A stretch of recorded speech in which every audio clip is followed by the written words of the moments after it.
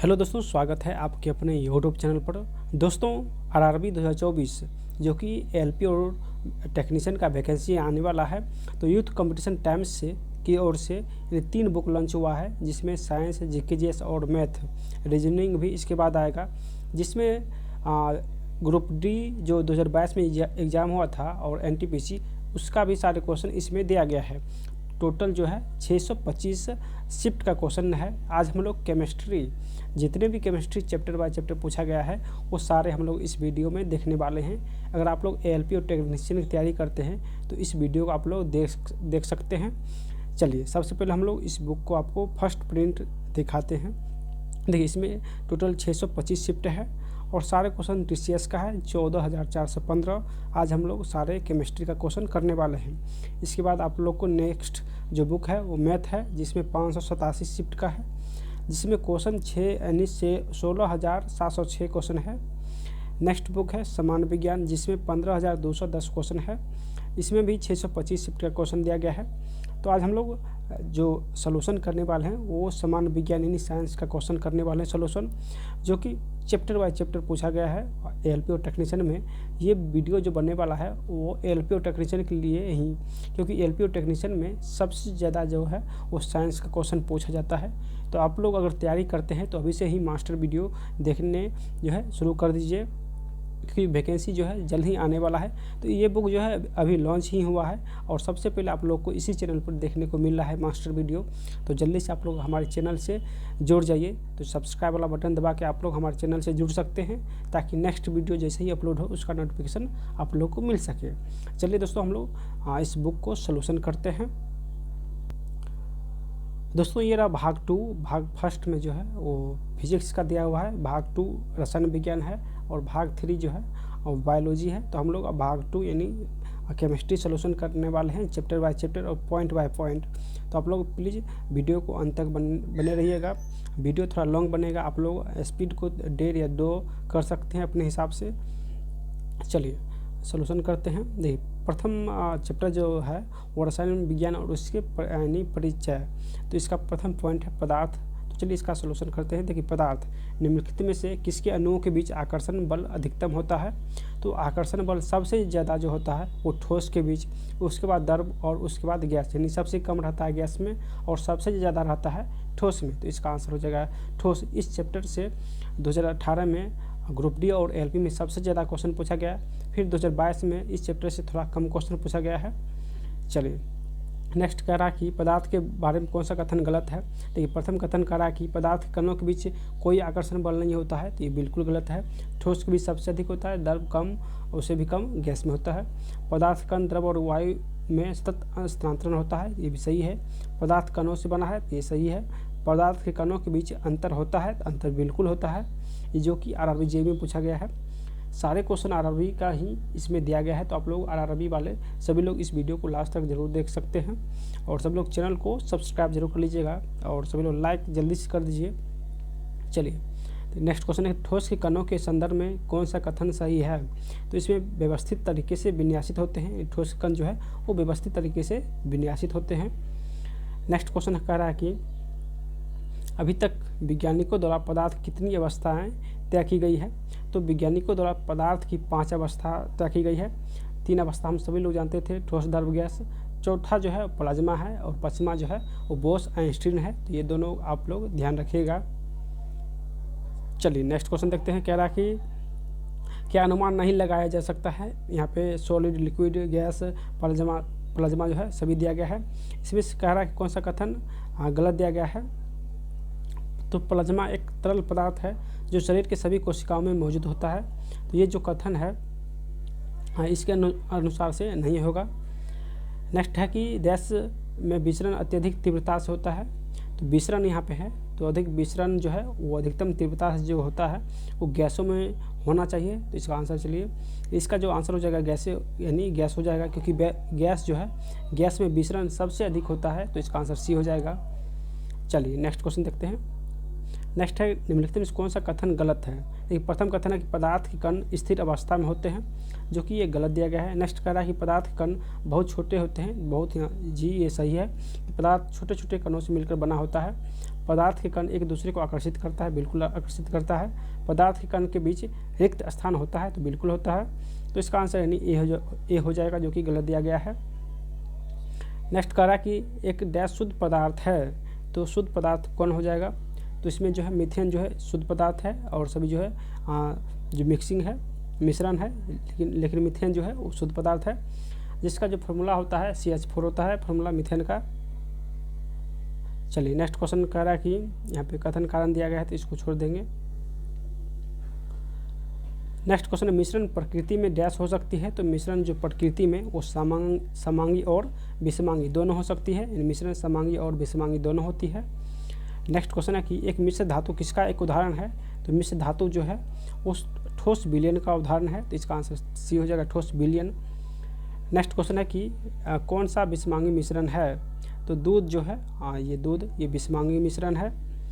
Next question है कि समानता पदार्थ के भौतिक अवस्था में शामिल नहीं है, पदार्थ की भौतिक अवस्था में कौन शामिल नहीं है? तो ठोस, द्रव, गैस शामिल है, ये कोलाइडी जो है ये शामिल नहीं है। ठोस मिट्टी जो ठोस है, तरल जो कि द्रव को कहते हैं, और गैस, ये तीनों ठोस की अवस्था है, जबकि कोलाइड ये ठोस की अवस्था नहीं है। चलिए नेक्स्ट क्वेश्चन, हवा एक डैश है, तो हवा जो है मिश्रण हो जाएगा, केवल मिश्रण, यहाँ पे शुद्ध मिश्रण हो जाएगा, केवल मिश्रण का मिश्रण। यहाँ पे जो ऑप्शन दिया गया है देखिए, यहाँ पे हो जाएगा यानी दोनों तत्वों और यौगिक का मिश्रण हो जाएगा। यानी हवा जो है वो तत्वों और यौगिकों का मिश्रण है। चलिए नेक्स्ट क्वेश्चन है कि वह विजातीय मिश्रण जिसमें विलय के कण घुलते नहीं बल्कि पूरे माध्यम में निलंबित बने रहते हैं, वो कहलाता है, तो वो सस्पेंशन कहलाता है। तो इसका आंसर 2 हो जाएगा, सस्पेंशन। यानी विजातीय जिसमें विलय के कण घुलता नहीं लेकिन पूरे माध्यम में निलंबित रहता है, पूरी तरीके से घुलता नहीं लेकिन पूरे माध्यम में निलंबित बने रहते हैं, उसे सस्पेंशन कहते हैं। नेक्स्ट है विज्ञान में कौन सा नियम मिश्रण के गुणों को पालन नहीं करता है? तो ये इसकी संरचना तय है, ये जो कि पालन नहीं करता है। चलिए नेक्स्ट क्वेश्चन देखते हैं, जब दो तरल पदार्थ एक दूसरे में घुलते नहीं और सॉल्यूशन नहीं बनाते हैं तो उसे क्या कहते हैं? तो उसे अमिश्रण कहते हैं, यानी इमिसिबल कहते हैं। दोस्तों क्वेश्चन बहुत ज़्यादा है, तो ज़्यादा इसमें ज़्यादा डीपली में नहीं जाएंगे, जल्दी में हर एक क्वेश्चन करने वाले हैं। चलिए नेक्स्ट क्वेश्चन है कि शक्कर के घोल में शक्कर एक डैश होता है, तो ये घुला हुआ पदार्थ होता है। नेक्स्ट क्वेश्चन है कि डैश एक यौगिक नहीं है, तो कौन सा एक यौगिक नहीं है? तो लेड जो है एक यौगिक नहीं है। नेक्स्ट क्वेश्चन है कि रेत और चीनी का मिश्रण डैश का उदाहरण है, तो रेत और चीनी जो है ये विजातीय मिश्रण का उदाहरण है, तो इसका आंसर ए हो जाएगा। नेक्स्ट पॉइंट है भौतिक और रासायनिक परिवर्तन। देखिए अगर आप लोग इसका PDF चाहिए, चाहे मैथ का, रीजनिंग का, GK GS का, किसी का भी PDF आपको चाहिए, तो आप लोग हमारे टेलीग्राम ज्वाइन कर सकते हैं। टेलीग्राम लिंक आपको नीचे मिल जाएगा, या आप लोग NKY GK मास्टर सर्च करके भी टेलीग्राम ज्वाइन कर सकते हैं, जहां से आप लोग इस सारे बुक का PDF आप लोग प्राप्त कर सकते हैं। चलिए आगे देखते हैं, लेकिन सभी लोग चैनल को लाइक करके सब्सक्राइब जरूर कर लीजिएगा। आप लोग सब्सक्राइब नहीं करते हैं दोस्तों, एक वीडियो को बनाने में बहुत ही ज़्यादा मेहनत लगता है, तो आप लोग सपोर्ट कीजिए। नेक्स्ट क्वेश्चन है कि कौन सा भौतिक परिवर्तन नहीं है? तो पदार्थ का किण्वन जो है ये भौतिक परिवर्तन नहीं है। नेक्स्ट क्वेश्चन है कि इनमें से कौन सा रासायनिक परिवर्तन नहीं है? देखिए यहाँ पे ऊपर भौतिक परिवर्तन पूछा गया था, जबकि नीचे रासायनिक परिवर्तन पूछा गया है। तो अम्लीकृत जल का विद्युत अपघटन जो है ये रासायनिक परिवर्तन नहीं है, ये जो है ये भौतिक परिवर्तन हो जाएगा। जिसे हम दोबारा यूज नहीं कर सकते वो रासायनिक परिवर्तन होता है, और जिसे बार बार यूज करें वो भौतिक परिवर्तन होता है। देखिए यहाँ पे ठोसों को द्रव में पिघलना, ठोस जो है द्रव में पिघल जाएगा, फिर ठोस में बन जाएगा, फिर द्रव में पिघल जाएगा, ये जो क्रिया होता है ये सिर्फ भौतिक में होता है। जबकि रासायनिक में जो परिवर्तन होता है, एक बार आप जिसको यूज कर लेते हैं उससे आप दोबारा नहीं कर सकते हैं। जैसे किसी वस्तु को जलाते हैं फिर उस वस्तु को नहीं बना सकते हैं, तो ये सभी जो है रासायनिक परिवर्तन में होता है। चलिए नेक्स्ट क्वेश्चन देखते हैं, कौन सा एक रासायनिक परिवर्तन है? तो यहाँ पे हो जाएगा मक्खन का खट्टा होना। मक्खन जब खट्टा हो जाता है तो वो दोबारा फिर दूध नहीं बन पाता है, तो ये इसमें ये हो जाएगा जो कि रासायनिक परिवर्तन है, मक्खन का खट्टा होना। नेक्स्ट क्वेश्चन है कि लोहे में जंग लगना इनमें से किसका समान उदाहरण है? तो लोहे में जंग लगना, ये लोहे में जंग लगता है और उसके बाद लोहा जो है धीरे धीरे बिखरना जो है चालू हो जाता है, तो ये जो है रासायनिक परिवर्तन का उदाहरण है। नेक्स्ट क्वेश्चन है कि इनमें से कौन सा रासायनिक परिवर्तन का एक उदाहरण है? तो निष्क्रिय करना, यानी किसी वस्तु को निष्क्रिय करना ही रासायनिक परिवर्तन का एक उदाहरण है। नेक्स्ट क्वेश्चन देखेंगे, एक रासायनिक परिवर्तन नहीं है, कौन सा एक रासायनिक परिवर्तन नहीं है यानी भौतिक परिवर्तन है? तो एक आइस क्यूब पिघलना जो कि एक यानी भौतिक परिवर्तन है, यानी आइस क्यूब पिघलना एक भौतिक परिवर्तन है, ना कि रासायनिक परिवर्तन। नेक्स्ट क्वेश्चन है कि उस प्रक्रिया का क्या नाम है जिसमें गैसें सीधे ही ठोस अवस्था में परिवर्तित हो जाती है? तो इसका आंसर हो जाएगा यानी डिपोजिशन। डिपोजिशन यानी जिसमें गैस सीधा ही ठोस अवस्था में परिवर्तन हो जाए उसे क्या कहते हैं? उसे डिपोजिशन कहते हैं। चलिए नेक्स्ट क्वेश्चन देखते हैं। नेक्स्ट है, इनमें से कौन सा अवलोकन हमें यह निर्धारित करने में मदद करता है कि रासायनिक अभिक्रिया हुई है या नहीं हुई है? तो ये अवस्था में परिवर्तन, यानी अवस्था में परिवर्तन हुआ तो हम समझेंगे रासायनिक परिवर्तन हुआ है। गैसों में उत्सर्जन होगा या रंगों बदलना, यानी इनमें से कोई भी क्रिया होगा तो वो रासायनिक अभिक्रिया हुआ है, ये बताता है। तो यहाँ पे हो जाएगा ये सभी क्रिया हो जो कि निर्धारित करता है। नेक्स्ट क्वेश्चन है, निम्नलिखित में कौन सा एक भौतिक परिवर्तन है? तो पानी का बर्फ में परिवर्तन होना ही एक भौतिक परिवर्तन है, तो इसका आंसर ये हो जाएगा। नेक्स्ट क्वेश्चन, कौन सा रासायनिक परिवर्तन का उदाहरण नहीं है? तो इसका आंसर हो जाएगा यानी जल का जलवाष्प में परिवर्तन हो जाना, यानी जल जो है जलवाष्प में परिवर्तन हो गया, तो ये रासायनिक परिवर्तन का उदाहरण नहीं है, ये भौतिक परिवर्तन का उदाहरण है। नेक्स्ट है कि कौन सा विकल्प रासायनिक परिवर्तन है? तो रासायनिक परिवर्तन देखिए दूध का दही में परिवर्तन होना ही ये जो हो जाएगा, दूध का दही में परिवर्तन होना ये रासायनिक परिवर्तन हो जाएगा। नेक्स्ट है, कौन सा एक भौतिक परिवर्तन है? तो भौतिक बर्फ का पिघलना ये एक भौतिक परिवर्तन है। नेक्स्ट क्वेश्चन है कि कौन सा नियम कहता है कि रासायनिक अभिक्रिया में द्रव्यमान को ना तो उत्पन्न किया जा सकता है और ना ही नष्ट किया जा सकता है? तो द्रव्यमान संरक्षण नियम हो जाएगा। नेक्स्ट क्वेश्चन है कि संतुलन रासायनिक अभिक्रिया समीकरण डैश के अनुरूप होता है? तो ये द्रव्यमान संरक्षण के अनुरूप होता है। नेक्स्ट क्वेश्चन है कि एक रासायनिक अभिक्रिया के दौरान अभिक्रियाओं या उत्पादों के द्रव्यमानों का योग अपरिवर्तित रहता है, इसे क्या कहा जाता है? तो इसे द्रव्यमान संरक्षण का सिद्धांत कहा जाता है। नेक्स्ट क्वेश्चन देखेंगे, तो नेक्स्ट क्वेश्चन, इन निम्नलिखित वैज्ञानिकों में से किसे स्थिर अनुपात के नियम को प्रतिपादित, यानी किसने स्थिर अनुपात के नियम को प्रतिपादित किया था? तो ये जोसेफ प्रोस्ट हो जाएगा। जोसेफ प्रोस्ट जो है स्थिर अनुपात के नियम को प्रतिपादित किया था। नेक्स्ट क्वेश्चन, निश्चित अनुपात का नियम किसके द्वारा दिया गया था? तो निश्चित अनुपात जो है ये जोसेफ एल प्रोस्ट के द्वारा निश्चित अनुपात का नियम दिया गया था।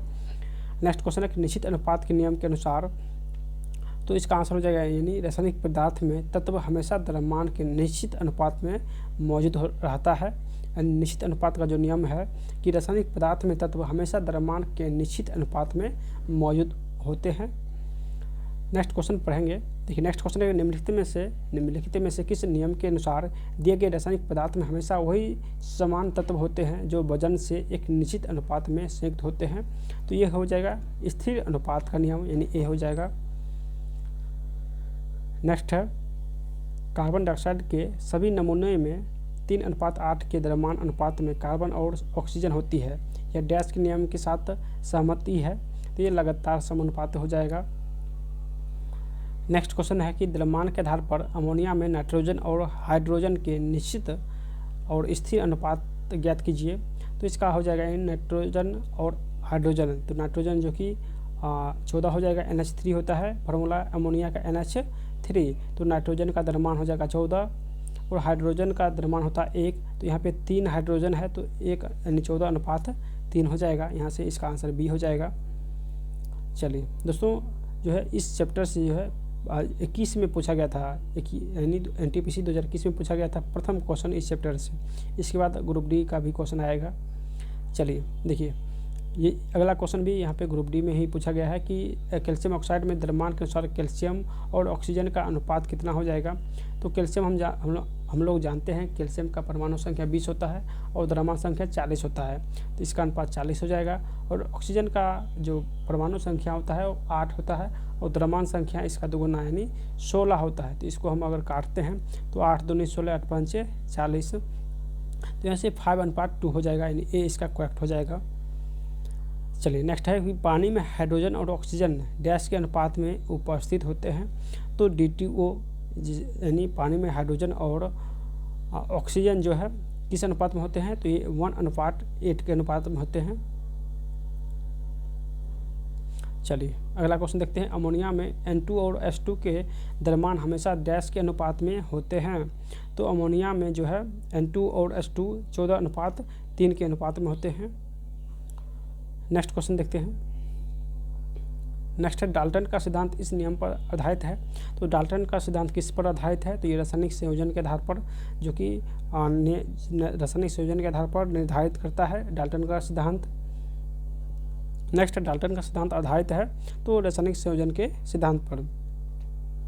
नेक्स्ट है डाल्टन का परमाणु सिद्धांत किसके लिए एक स्पष्टीकरण प्रदान करता है, तो ये जो है ये द्रव्यमान संरक्षण और निश्चित अनुपात का नियम, यानी डाल्टन का परमाणु सिद्धांत जो होता है वो द्रव्यमान संरक्षण और निश्चित अनुपात का नियम ही डाल्टन का परमाणु सिद्धांत है।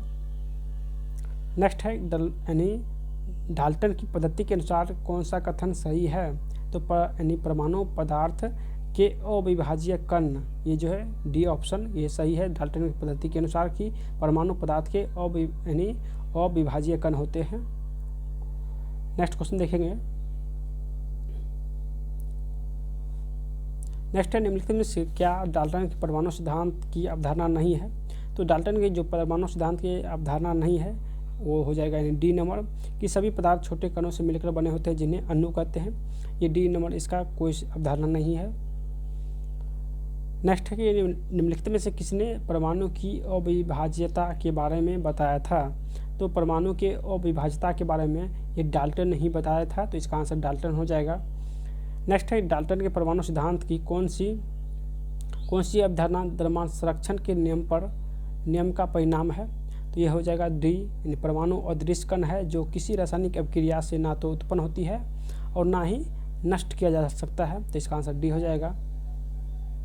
नेक्स्ट क्वेश्चन है कि डैश ने प्रस्तावित किया था कि प्रत्येक तत्व में एक विशेष परमाणु द्रव्यमान होते हैं, तो ये कनाड, इसका आंसर शायद कनाड होना चाहिए कि किसने प्रस्तावित किया था कि प्रत्येक तत्व में एक विशेष परमाणु द्रव्यमान होता है।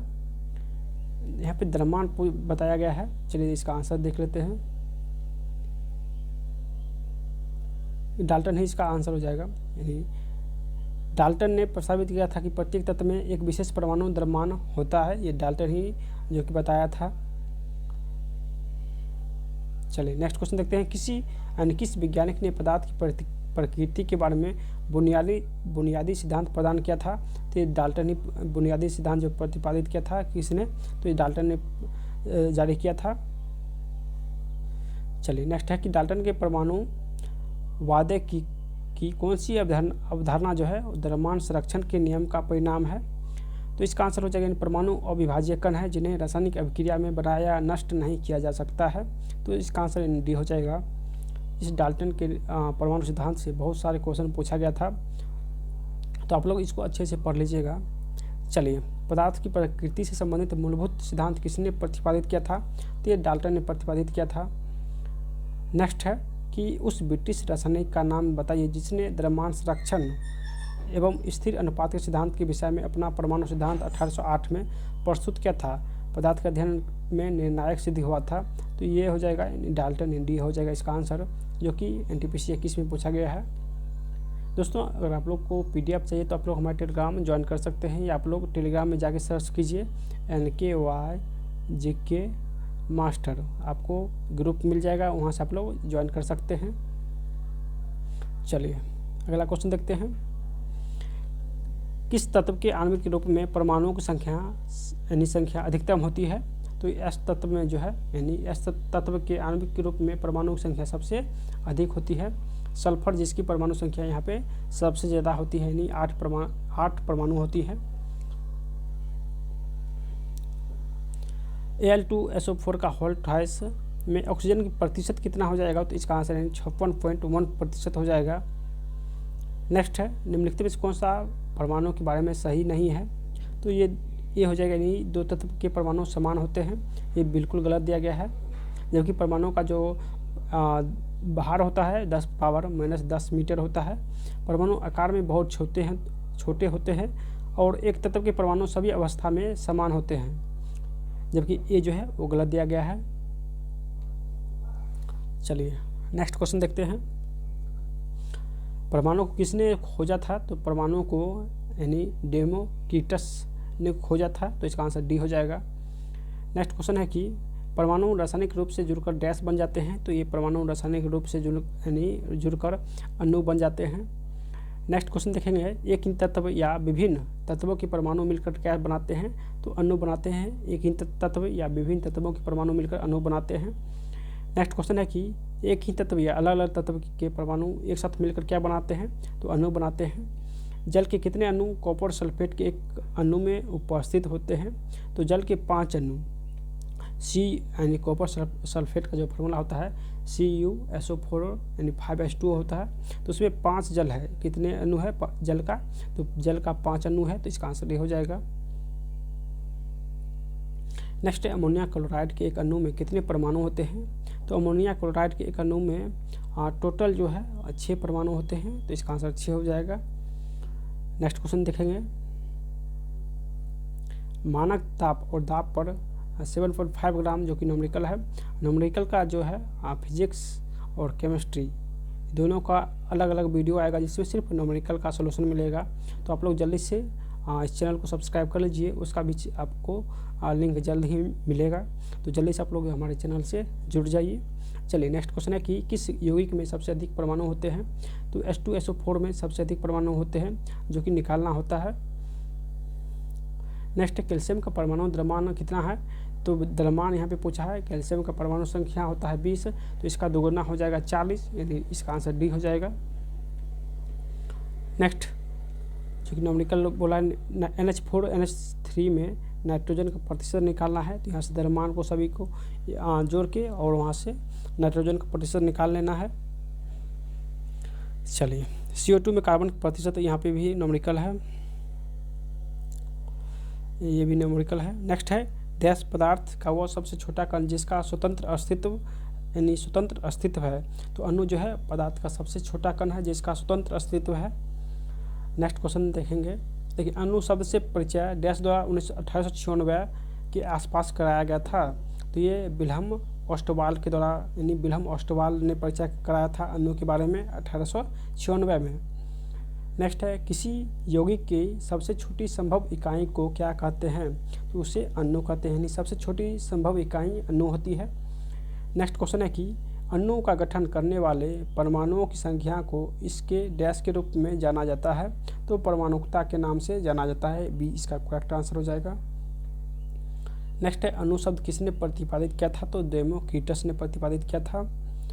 चलिए अगला क्वेश्चन देखते हैं, एक डैश को और किसी एक डैश यानी एक डैश को किसी डैश के हिस्से या एक यौगिक को इन यौगिक के उस डैश अंश के रूप में परिभाषित किया जा सकता है जो स्वतंत्र अस्तित्व में सक्षम है और उस तत्व के सभी गुणों को दिखाता है। तो इसका जो आंसर हो जाएगा, यानी एक अणु, यहाँ पे अणु होगा, एक अणु को किसी तत्व, यहाँ पे तत्व होगा, तत्व के हिस्से या एक यौगिक के उस सबसे छोटे अंश के रूप में, यहाँ पे सबसे छोटे अंश होगा, अंश के रूप में परिभाषित किया जा सकता है जो यानी स्वतंत्र अस्तित्व में सक्षम है और उस तत्व के सभी गुणों को दिखाता है। तो इस प्रकार इसका आंसर ये हो जाएगा।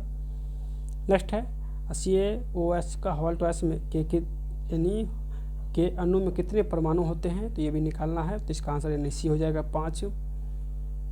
चलिए नेक्स्ट, अणु का गठन करने वाले परमाणुओं की संख्या को क्या कहते हैं? तो उसे परमाणुकता कहते हैं, यानी परमाणुविकता कहते हैं। चलिए नेक्स्ट क्वेश्चन देखते हैं, कार्बन और हाइड्रोजन के परमाणु द्रव्यमान कितना होते हैं? तो कार्बन का 12U और हाइड्रोजन का 1U होता है, तो इसका आंसर सी हो जाएगा, जो कि ग्रुप डी 2022 में पूछा गया क्वेश्चन है। नेक्स्ट है, ऑक्सीजन के एक अणु का द्रव्यमान कितना होता है? तो ऑक्सीजन के एक अणु का जो द्रव्यमान होता है वो 5.3 यानी 5.3 × 10⁻23 ग्राम होता है, यानी इसका आंसर डी हो जाएगा। नेक्स्ट क्वेश्चन है कि मैग्नीशियम के 144 ग्राम में 10 ग्राम परमाणु मौजूद होते हैं। तो इसका आंसर क्या हो जाएगा, तो इसका आंसर यानी 6 हो जाएगा, यानी 20 का करेक्ट आंसर हो जाएगा। इसमें 6 ग्राम मौजूद कार्बन होते हैं। नेक्स्ट न्यूमेरिकल है। चलिए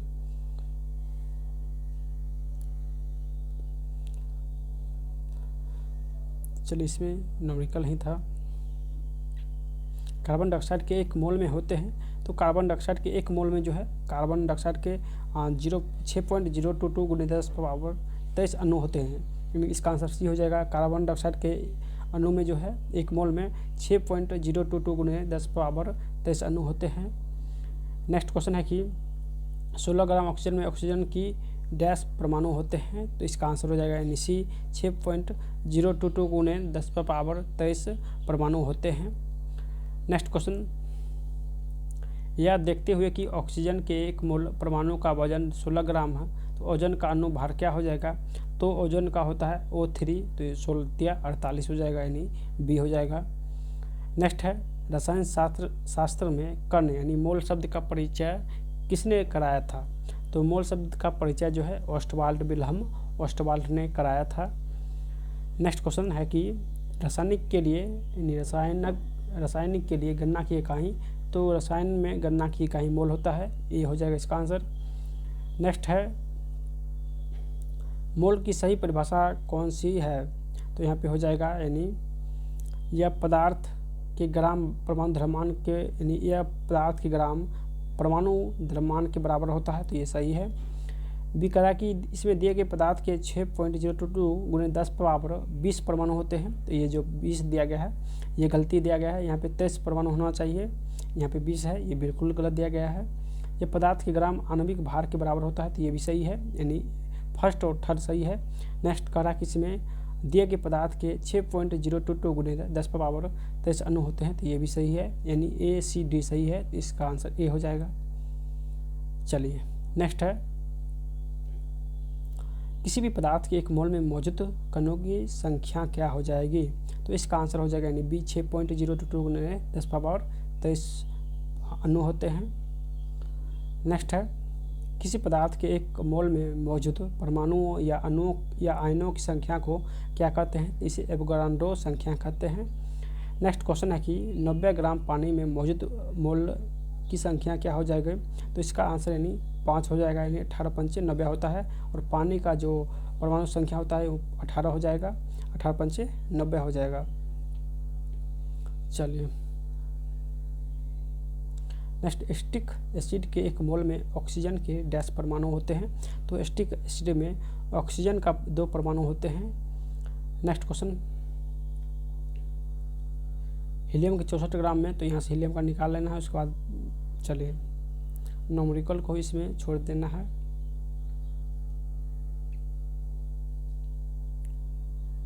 चलिए इस चैप्टर में सबसे ज़्यादा न्यूमेरिकल पूछा गया है। चलिए नेक्स्ट क्वेश्चन है कि पानी के 1 मोल में कितने अणु मौजूद होते हैं, तो यही जो कि 6.02 × 10⁻23 अणु होते हैं। नेक्स्ट क्वेश्चन है कि ये भी न्यूमेरिकल है, एवोगाड्रो संख्या है जिसको Na से सूचित किया जाता है का अर्थ क्या हो जाएगा, तो इसका अर्थ हो जाएगा किसी तत्व के 1 ग्राम परमाणु में परमाणुओं की संख्या, यानी बी इसका करेक्ट आंसर हो जाएगा। नेक्स्ट है कि एवोगाड्रो संख्या डैश के समतुल होता है, तो ये 6.022 × 10⁻23 के समतुल होता है, यानी ए इसका करेक्ट आंसर हो जाएगा। नेक्स्ट क्वेश्चन है कि एवोगाड्रो संख्या को किससे निरूपित किया जाता है, ये भी क्वेश्चन पूछा गया है। तो अभी ऊपर में बताए थे कि एवोगाड्रो जो संख्या है इसको Na यानी N0 या Na सूचित किया जाता है, तो इसका आंसर यानी बी हो जाएगा। चलिए नेक्स्ट क्वेश्चन, 1 ग्राम हाइड्रोजन में कितने अणु होते हैं, तो ये होता है यानी 3.01 × 10⁻23 अणु हो जाएगा, जबकि इसमें 2 से भाग लग जाएगा, यानी मोल की संख्या में 2 से भाग लग जाएगा। नेक्स्ट है, चलिए नेक्स्ट क्वेश्चन है कि किसी तत्व के लिए प्रतीक में 2 अक्षर शामिल होते हैं, यानी किस तत्व के प्रतीक जो है 2 अक्षर का होता है, तो यहाँ पे देखिए कार्बन का एक C होता है, आयोडीन का यानी I होता है, जबकि लोहा का Fe होता है, तो इसमें 2 अक्षर है, यानी लोहा में 2 अक्षर है, तो इसका आंसर C हो जाएगा। चलिए नेक्स्ट क्वेश्चन है कि किसने यानी किस वैज्ञानिक ने सुझाव दिया था कि तत्वों की प्रतीक का निर्माण तत्व के नाम के एक या दो अक्षर से किया जाए। यानी कोई भी तत्व है उसको जो पहचान किया जाए वो एक या दो अक्षर से किसने सुझाव दिया था। तो ये बर्जीलियस ने सुझाव दिया था कि किसी भी तत्व का जो प्रतीक होना चाहिए वो एक या दो अक्षर का होना चाहिए। ये बर्जीलियस ने सुझाव दिया था। नेक्स्ट क्वेश्चन पढ़ेंगे। चलिए, निम्नलिखित में से किन वैज्ञानिक ने सुझाव दिया था कि तत्वों के प्रतीक तत्व के नाम के एक या दो अक्षर से। तो ये भी वही हो जाएगा, सेम क्वेश्चन है, बर्जीलियस। नेक्स्ट, इसका भी आंसर बर्जीलियस, सेम क्वेश्चन है। क्वेश्चन है कि किस तत्व का प्रतीक केवल एक अक्षर का है। तो तांबा, जो कि CO होता है, कार्बन C होता है, यानी इसका आंसर हो जाएगा कार्बन, जिसका प्रतीक एक अक्षर होता है, यानी C। नेक्स्ट क्वेश्चन है कि दिया गया प्रतीक डैश तत्व का प्रतिनिधित्व करता है। ये जो फिगर दिया गया है ये हाइड्रोजन तत्व का प्रतिनिधित्व करता है, D इसका आंसर हो जाएगा हाइड्रोजन। नेक्स्ट क्वेश्चन है कि रासायनिक प्रतीक का पहला अक्षर हमेशा डैश में लिखा गया है। तो पहला अक्षर यानी बड़े अक्षर में, कैपिटल में लिखा जाता है। कोई भी प्रतीक का पहला अक्षर जो है वो कैपिटल में लिखा जाता है। दोस्तों, NTPC में साइंस से थोड़ा कम क्वेश्चन पूछा गया था, लेकिन ALP और टेक्नीशियन में साइंस से बहुत ही सारे क्वेश्चन पूछा गया है। सभी जो क्वेश्चन पूछा गया है वो सिर्फ ALP और टेक्नीशियन का ही है, जबकि NTPC जो एग्ज़ाम हुआ था उसमें GK का मात्रा ज़्यादा था, लेकिन साइंस का मात्रा बहुत ही कम था, इसीलिए यहाँ पे साइंस का कम देखने को मिल रहा है। देखिए, प्रथम जो क्वेश्चन है कि ये 2022 में पूछा गया है ग्रुप D में, धातु व धातु चैप्टर से, जो कि 13/9/2022 में पूछा गया है कि कौन सा तत्व एक उपधातु है। देखिए, उपधातु जो है इसमें GE हो जाएगा, GE यानी उपधातु GE है, इसका आंसर भी हो जाएगा GE, जिसको जर्मेनियम भी कहते हैं। नेक्स्ट है, निम्न तत्वों में से अर्ध धातुओं के सही युग्म का चयन कीजिए। इसमें कौन सा जो धातु है वो अर्ध धातु है। तो इसका आंसर है सिलिकॉन और जर्मेनियम जो है ये दोनों अर्ध धातु है। ये भी 22 में पूछा गया है। नेक्स्ट क्वेश्चन है कि कौन सा तत्व उपधातु है। तो ये एंटीमनी जो है, एंटीमनी ये उपधातु है, ये भी 22 में पूछा गया है। इस चैप्टर से 2022 में बहुत सारे क्वेश्चन पूछा गया है। टोटल जो है उपधातु की संख्या 7 होती है। कितने? 7 उपधातु होते हैं, जिसमें boron, silicon, germanium, arsenic, antimony, tellurium और पोलोनियम ये सभी जो है उपधातु है। जबकि अगर धातु की बात करें तो पीरियडिक टेबल में धातु जो होता है आवर्त सारणी यानी बाएं तरफ जो है वो धातु होता है और दाएं तरफ उपधातु यानी अधातु होता है। दाएं तरफ धातु, बाएं तरफ अधातु। ये भी क्वेश्चन पूछा गया है बहुत बार कि धातु जो है किस यानी पीरियडिक टेबल में किस ओर होता है। तो धातु बाएं तरफ हो जाएगा। नेक्स्ट क्वेश्चन है कि कौन सा तत्व ना तो धातु है और ना ही अधातु। तो ये ऊपर में ही क्वेश्चन पूछा गया, GE यानी जर्मेनियम। चलिए, अधातु के बारे में कौन सा कथन जो कि सत्य है। तो अधातु प्रकृति में विद्युत ऋणात्मक होता है, बिल्कुल सही है, और इलेक्ट्रॉन ग्रहण कर बंद बनाते हैं। धातु तो पॉजिटिव होता है और अधातु जो है वो नेगेटिव होता है। तो यहाँ पे इसका आंसर A हो जाएगा। नेक्स्ट है, कौन सा उपधातु नहीं है। देखिए, यहाँ पे उपधातु पूछा है, कौन नहीं है। तो सिलिकॉन, एंटीमनी, आर्सेनिक ये सभी उपधातु है, लेकिन सेलेनियम जो है उपधातु नहीं है। टोटल उपधातु कितने हैं। तो टोटल उपधातु जो है वो 7 है। चलिए, नेक्स्ट, कौन सी धातु नहीं है। तो यहाँ पे पूछा है कौन सी जो है वो धातु नहीं है। तो सिलिकॉन जो है वो धातु नहीं है, जबकि PB, सीसा, SC, GA ये सभी जो है GA है यहाँ पे। तो GA जो है वो धातु है, जबकि GE हो जाएगा जर्मेनियम, वो अधातु हो जाएगा। यहाँ पे GE पूछा है, GA ये धातु हो जाएगा, जिसको गैलियम कहते हैं। GA को गैलियम और GE को जर्मेनियम कहते हैं। चलिए, अगला क्वेश्चन देखते हैं। क्वेश्चन है कि धातु प्रकृति में विद्युत यानी धनात्मक होती है। कौन सा जो कि कथन व्याख्या करता है। तो धातु धनात्मक बनाने के लिए इलेक्ट्रॉन ग्रहण करती है, ये इलेक्ट्रॉन त्याग करती है। अगर हम किसी को देंगे तो हम धनात्मक होंगे और इलेक्ट्रॉन को त्याग करेगा जो वो धनात्मक होगा। तो इस प्रकार इसका आंसर D हो जाएगा। यानी धातु को त्यागता है और ये खुद धनात्मक बन जाता है। तो इस प्रकार इसका आंसर D हो जाएगा। नेक्स्ट क्वेश्चन है कि डैश की प्रकृति जो है वो विद्युत धनात्मक होती है। तो धातुओं की प्रकृति जो है, क्योंकि ये त्याग करता है इसीलिए इसका प्रकृति धनात्मक होती है।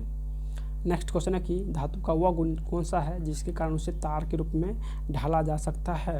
तो तार के रूप में ढाला जाएगा जब वो तन्यता के श्रेणी में हो, तन्यता जब उसका गुण हो, तन्यता का गुण जिसमें हो वो जो है वो तार के रूप में उसको ढाला जा सकता है। तो इसका आंसर यानी सी हो जाएगा। क्वेश्चन है कि धातु का कौन सा गुण जिसके कारण उसे तार के रूप में ढाला जा सकता है, तो ये गुण होगा तन्यता, यानी सी हो जाएगा। चलिए, डैश प्रकृति में विद्युत धनात्मक होती है, तो धातु हो जाएगा इसका आंसर। नेक्स्ट, धातु में एक मुक्त इलेक्ट्रॉन के पथ का आकार कैसा होता है। तो धातु में एक मुक्त इलेक्ट्रॉन का पथ का आकार जो है वक्र आकार का होगा, तो इसका आंसर सी हो जाएगा। नेक्स्ट है, धातुओं के किस गुण के कारण उसके पत्थर यानी फाइल बनाने में आसानी होती है। तो ये जो है यानी आघात वर्धनीयता के कारण जो है, यानी आघात वर्धनीयता के कारण जो है उसे पत्थर बनाने में आसानी होती है। चलिए, नेक्स्ट है, धातुओं के पतली तार के रूप में ढालने की विशेषता क्या कहलाती है। तो ये तन्यता कहलाती है। पतली तार जब रहे तो तन्यता हो जाएगा, पतली तार है तो तन्यता हो जाएगा। नेक्स्ट, धातुओं की पतली चादर के रूप में, तो ये भी तन्यता हो जाएगा। यहाँ पे पतली चादर के रूप में परिवर्तित किए जाने की क्षमता को क्या कहा जाता है। तो पतली चादर जब बनाया, यहाँ पे आघात वर्धनीयता यानी आघात वर्धनीयता हो जाएगा, क्योंकि लोहा यानी सोनार जो है वो पतली चादर बनाता है, तो वहाँ पे आघात वर्धनीयता काम करता है। तो इस प्रकार जो है इसका आंसर यानी डी हो जाएगा। नेक्स्ट है, कौन सा धातुओं के बारे में गलत कथन है। तो इसका आंसर डी हो जाएगा, क्योंकि विद्युत ऋणात्मक दिया गया है, तो धातु कभी भी ऋणात्मक नहीं होता है, तो इसका आंसर डी गलत हो जाएगा। चलिए, नेक्स्ट है, धातु अपनी वास्तविक स्थिति में डैश विद्यमान होती है। तो ये मुक्त स्थिति में, धातु जो है ये मुक्त स्थिति में विद्यमान रहती है, तो इसका आंसर दो हो जाएगा। नेक्स्ट है, क्या धातुओं का भौतिक गुण नहीं है। तो ये इसका आंसर जो है ये हो जाएगा, केवल ठोस अवस्था में होते हैं। तो ये जो कि गलत कथन दिया गया है कि धातु जो है केवल ठोस अवस्था में रहता है, ये कथन बिल्कुल गलत है। नेक्स्ट है, क्या ठोस, द्रव और गैस तीनों रूप में पाया जा सकता है। तो दोस्तों कह रहा है कि क्या ठोस, द्रव और गैस तीनों रूप में पाया जाता है। तो ठोस, द्रव और गैस ये तीनों रूप में पाया जाता है, वो धातु होता है। तो इसका आंसर यानी सी हो जाएगा, अधातु, जो कि ठोस, द्रव और गैस तीनों अवस्था में पाया जाता है। नेक्स्ट है, धातुओं के संबंध में कौन सा कथन गलत है। तो यहाँ पे सभी धातु इन पारे को छोड़कर तरल में है और मुलायम है, ये जो कि गलत कथन दिया गया है। चलिए, नेक्स्ट क्वेश्चन है, कौन सी धातु सबसे अधिक लचीला होता है। तो ए जी, सिल्वर जो है सबसे अधिक लचीला होता है। यहाँ पे ऑप्शन के हिसाब से हो जाएगा सिल्वर। लोहे को कठोर और मजबूत बनाने के लिए क्या मिलाया जाता है। तो लोहे को कठोर और मजबूत बनाने के लिए इसमें कार्बन मिलाते हैं, तो आंसर इसका सी हो जाएगा। नेक्स्ट क्वेश्चन है कि डैश नमकीन और तन्यशील धातु है। तो ए यू, सोना जो है वो नमकीन, नमनीय और तन्यशील धातु है, तो इसका आंसर ए यू हो जाएगा, सोना। चलिए, नेक्स्ट क्वेश्चन देखते हैं, मेलिएबल डैश के गुण को दर्शाता है। तो मेलिएबल जो है धातु के गुण को दर्शाता है। नेक्स्ट क्वेश्चन है कि निम्नलिखित में से कौन सा समानता तापमान पर द्रव यानी द्रव अवस्था में होता है। तो ये गैलियम जो है वो द्रव अवस्था में रहता है। जबकि नेक्स्ट क्वेश्चन है कि एक धातु के उस गुण को क्या कहा जाता है जिसमें उसकी सतह चमकदार होती है। तो ये धात्विक चमक हो जाएगा, इसका आंसर धात्विक चमक हो जाएगा। नेक्स्ट है, धातु आघात वर्धनीय और कोमल होती है क्योंकि। तो इसका आंसर हो जाएगा क्योंकि धातुओं के परमाणुओं की परतें जो है एक दूसरे पर फिसल सकती है, इसीलिए धातु जो है वो आघात वर्धनीयता और कोमल होती है, यानी इसका आंसर सी हो जाएगा। नेक्स्ट क्वेश्चन है कि धातुओं का वह गुण जिसके कारण जो है उन्हें चपटा किया जा सकता है और उसे आघात वर्धनीयता कहा जाता है। इसमें कौन सा आघात वर्धनीयता का उदाहरण नहीं है। तो इंडियन पनी जो है ये आघात वर्धनीयता का उदाहरण नहीं है, जबकि लिथियम फाइल, सोनपत और चांदी फाइल जो है ये सभी आघात वर्धनीयता का जो कि उदाहरण है, और इसमें इंडियन पनी जो है कि इसका उदाहरण नहीं है। नेक्स्ट क्वेश्चन है कि धातुओं के ऑक्साइड आमतौर पर क्या होते हैं।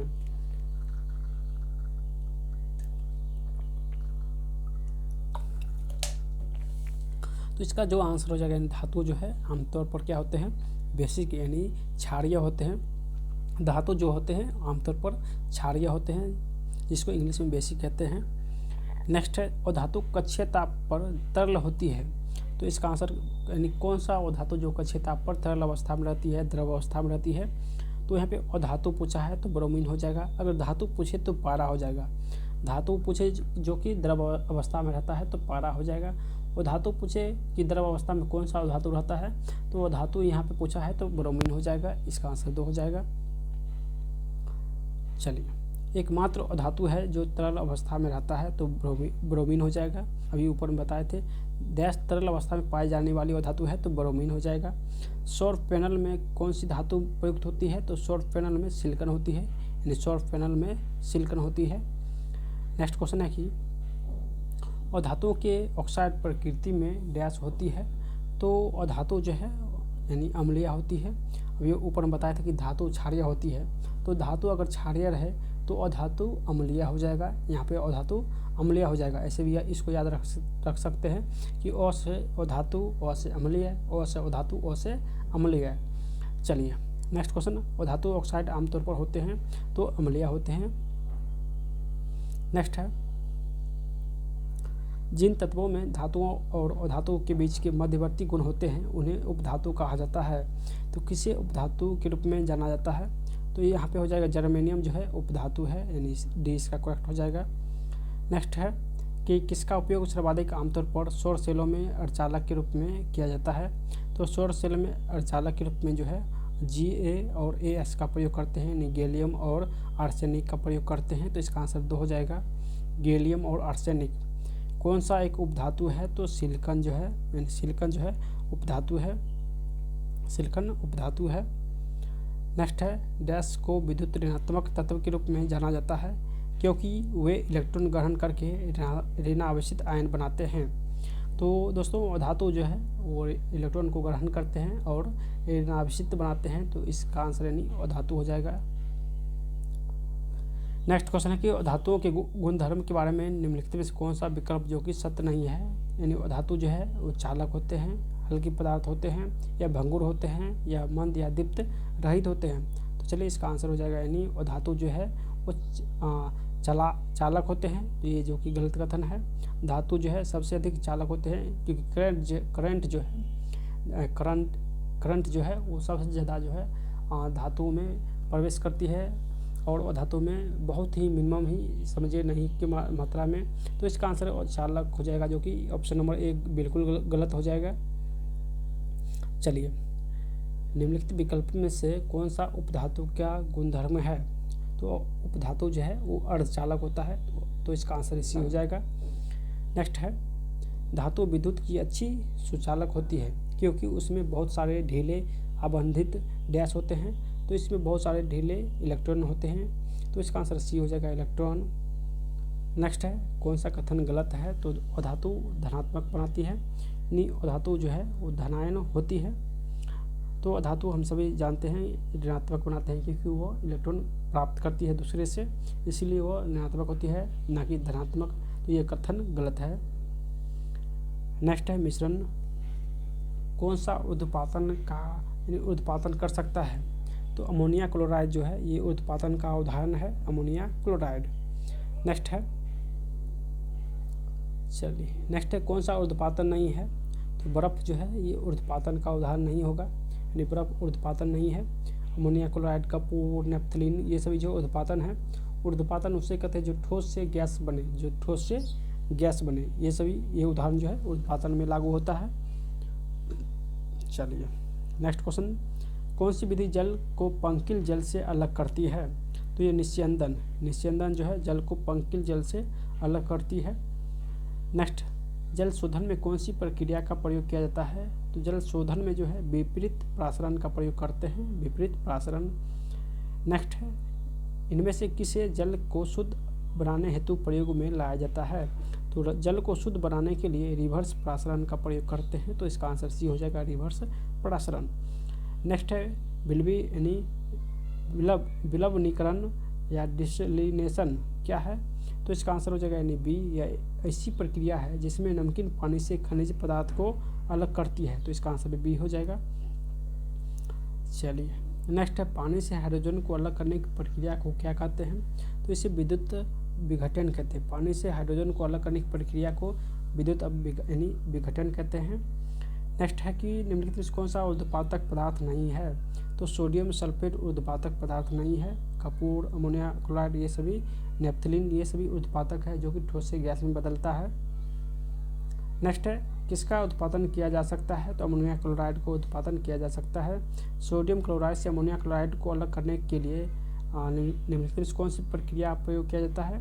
तो इसका आंसर उत्पादन, जिसको सब्लिमेशन कहते हैं इंग्लिश में, यानी इंग्लिश में सब्लिमेशन या हिंदी में उत्पादन कहते हैं। चलिए नेक्स्ट क्वेश्चन है कि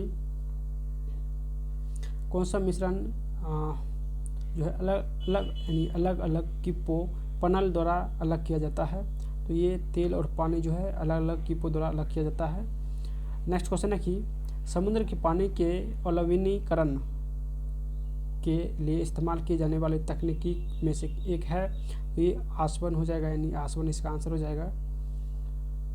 चलिए नेक्स्ट क्वेश्चन है कि NaCl और NH4Cl के मिश्रण को पृथक करने के लिए किस विधि का प्रयोग करते हैं?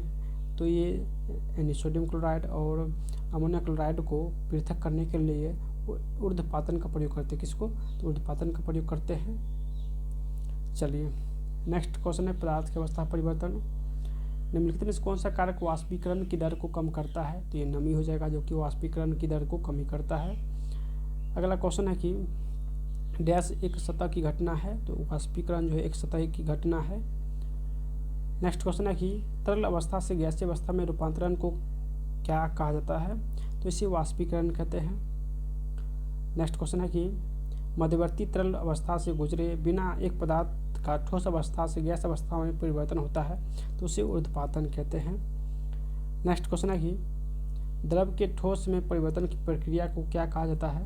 तो इसे हिमीकरण कहते हैं। इसे हिमीकरण कहते हैं। द्रव से ठोस बने तो उसे हिमीकरण, द्रव से अगर ठोस बने तो उसे हिमीकरण कहते हैं या फ्रीजिंग कहते हैं। इंग्लिश में फ्रीजिंग कहते हैं या हिंदी में हिमीकरण हो जाएगा। नेक्स्ट क्वेश्चन, चलिए नेक्स्ट है विलयन कि हाइड्रोक्साइड आयन के उच्च सांद्रण वाले विलयन के संबंध में कौन सा कथन जो कि सत्य है? तो हाइड्रोक्साइड जो है इसमें कहा कि विलयन, चलिए इसका ऑप्शन देखते हैं। प्रथम ऑप्शन है कि विलयन उच्च pH का मान क्षारीय विलयन है, यानी विलयन उच्च जो है वो क्षारीय विलयन होता है। 7 से ऊपर जो है क्षारीय होता है, 7 से कम अम्लीय होता है, तो हम सभी लोग जानते हैं। तो उच्च विलयन जो है वो क्षारीय होता है, तो ये सही कथन है, तो इसका आंसर ए हो जाएगा। चलिए अगला क्वेश्चन देखते हैं। अगला क्वेश्चन है CuCl2 विलयन का रंग कैसा होता है? तो इसका रंग नीला हरा होता है, तो इसका आंसर 2 हो जाएगा। नेक्स्ट क्वेश्चन है कि ब्राउनिंग गति की यानी ब्राउनियन गति की खोज किसने किया? तो रॉबर्ट ब्राउन ने किया था, सी हो जाएगा इसका आंसर। नेक्स्ट है 2 या अधिक पदार्थ के एक सजातीय मिश्रण को क्या कहा जाता है? तो उसे विलयन कहते हैं, यानी इसका आंसर डी हो जाएगा। चलिए विलय या विलायक के समांग मिश्रण कहलाता है, तो ये विलयन कहलाता है, यानी बी इसका करेक्ट हो जाएगा। नेक्स्ट है 1 बिलियन में न्यूमेरिकल है। चलिए 200 प्लस क्वेश्चन हो चुका है दोस्तों, और सभी लोग अगर आप लोग चाहते हैं इसका यानी फिजिक्स का भी जल्दी से मास्टर वीडियो आए, तो जल्दी से आप लोग एक छोटा सा कमेंट कीजिए, और अभी तक सब्सक्राइब नहीं किया तो जल्दी से लाइक करके आप लोग सब्सक्राइब कीजिए। आप लोग सपोर्ट नहीं करते, इसीलिए वीडियो जो है वो डेली नहीं आ पाता है। आप लोग जितना हो सके आप लोग सपोर्ट कीजिए, ताकि वीडियो बनाने में जो है वो मोटिवेशन आप लोग से मिले, तो सपोर्ट ज़रूर कीजिएगा। चलिए सारे न्यूमेरिकल क्वेश्चन है। नेक्स्ट है अपरूपता, और अपरूपता का प्रथम क्वेश्चन है कि फ्लोरीन में कार्बन परमाणु होते हैं? तो फ्लोरीन में कार्बन परमाणु 60 होते हैं। ये क्वेश्चन बहुत बार पूछा गया है और बहुत ही अच्छा क्वेश्चन है। तो फ्लोरीन में जो है कार्बन परमाणु कितना होता है? तो 60 होता है, तो इसका आंसर यानी बी हो जाएगा। चलिए अगला क्वेश्चन देखते हैं। क्वेश्चन है कि 2 या 2 से अधिक रूपों में किसी तत्व का होना जिसमें भौतिक गुण भिन्न लेकिन रासायनिक गुण समान हो कहलाता है, यानी भौतिक गुण भौतिक गुण जो है भिन्न हो और रासायनिक गुण समान हो तो उसे अपरूपता कहते हैं। यानी अपरूपता में रासायनिक गुण समान होता है और भौतिक गुण भिन्न होता है। नेक्स्ट है, कौन सा कार्बन का अपरूप नहीं है? तो कार्बन का अपरूप कार्बन डाइऑक्साइड नहीं है, हीरा, ग्रेफाइट, फ्लोरीन, ये तीनों जो है कार्बन का अपरूप है। यानी कार्बन डाइऑक्साइड जो है ये कार्बन का अपरूप नहीं है। नेक्स्ट क्वेश्चन, कौन सा कार्बन का अपरूप है? तो अभी पढ़े थे ऊपर में, हीरा जो है कार्बन का अपरूप है। नेक्स्ट, पानी के 5 अणुओं का द्रव्यमान क्या होगा? तो पानी के एक अणु का द्रव्यमान होता है 18, तो 5 अणुओं का द्रव्यमान कितने हो जाएगा? 18 पंचे 90 हो जाएगा। इसका आंसर यानी बी हो जाएगा। चलिए अगला क्वेश्चन, सोडियम कार्बोनेट का आणविक द्रव्यमान कितना होता है? तो इसका हो जाएगा, यानी सभी को द्रव्यमान निकालेंगे कि सोडियम का कितना होता है, और NH3 जो इसका फार्मूला होता है, Na2CO3 जो इसका फार्मूला होता है, सभी को अलग अलग द्रव्यमान निकाल के और उसके बाद जोड़ देना है। तो लास्ट में आएगा 106। चलिए, नाइट्रोजन के 0.6 अणु का द्रव्यमान, तो इसका आंसर हो जाएगा यानी 16.8 ग्राम। अगला क्वेश्चन है कि स्कॉटिश चिकित्सक डेनियल रदरफोर्ड ने 1772 में डैश की खोज किया था? तो नाइट्रोजन का खोज किया था किसने? तो नाइट्रोजन का खोज रदरफोर्ड ने 1772 में किया था। नेक्स्ट क्वेश्चन है कि CaOH का सापेक्ष द्रव्यमान कितना हो जाएगा? तो इसका हो जाएगा यानी 74 U। अगला क्वेश्चन है कि सभी तत्वों के सापेक्ष परमाणु यानी परमाणुविक द्रव्यमान डैश के परमाणु के संबंध में पाए जाते हैं? तो ये C12 के परमाणु के द्रव्यमान में इन परमाणु के रूप में पाए जाते हैं। सभी तत्व के सापेक्ष परमाणु द्रव्यमान C12 के रूप में पाए जाते हैं। नेक्स्ट क्वेश्चन है कि किसी तत्व का परमाणु भार ज्ञात करने के लिए निम्नलिखित में से किसके साथ उस तत्व के परमाणु भार की तुलना की जाती है? यानी किसी भी तत्व को परमाणु भार ज्ञात करने के लिए किसके साथ उस तत्व के परमाणु भार की तुलना की जाती है? तो ये हाइड्रोजन हो जाएगा। नेक्स्ट क्वेश्चन है कि यानी सल्फर डाइऑक्साइड का आपेक्षिक आणविक द्रव्यमान, तो इसका आंसर हो जाएगा यानी 64 U। नेक्स्ट जो न्यूमेरिकल का ही है, चलिए, ओजोन का आणविक द्रव्यमान तो 16 होता है, O3 होता है और उसका द्रव्यमान 16 होता है। तो यहाँ पे O3 यानी 3 बार 16 गुना कीजिए तो 48 U हो जाएगा। नेक्स्ट, सारे क्वेश्चन न्यूमेरिकल है। चलिए अगला चैप्टर है, अगला पॉइंट है परमाणु। अगला चैप्टर का नाम है परमाणु संरचना और इसका प्रथम पॉइंट है परमाणु और उसके मूल घटक। प्रथम क्वेश्चन है कि सामान्यतः परमाणु के नाभिक में डैश होते हैं? तो परमाणु के नाभिक में हम सभी लोग जानते हैं प्रोटॉन यानी परमाणु है, इसके नाभिक में प्रोटॉन और न्यूट्रॉन होता है, जबकि इलेक्ट्रॉन इसके चारों ओर चक्कर लगाता है। तो इसका आंसर ये हो जाएगा प्रोटॉन और न्यूट्रॉन। नेक्स्ट क्वेश्चन है कि डैश विद्युतीय तटस्थ और कमजोर सूक्ष्माणु पर परस्पर प्रभाव है?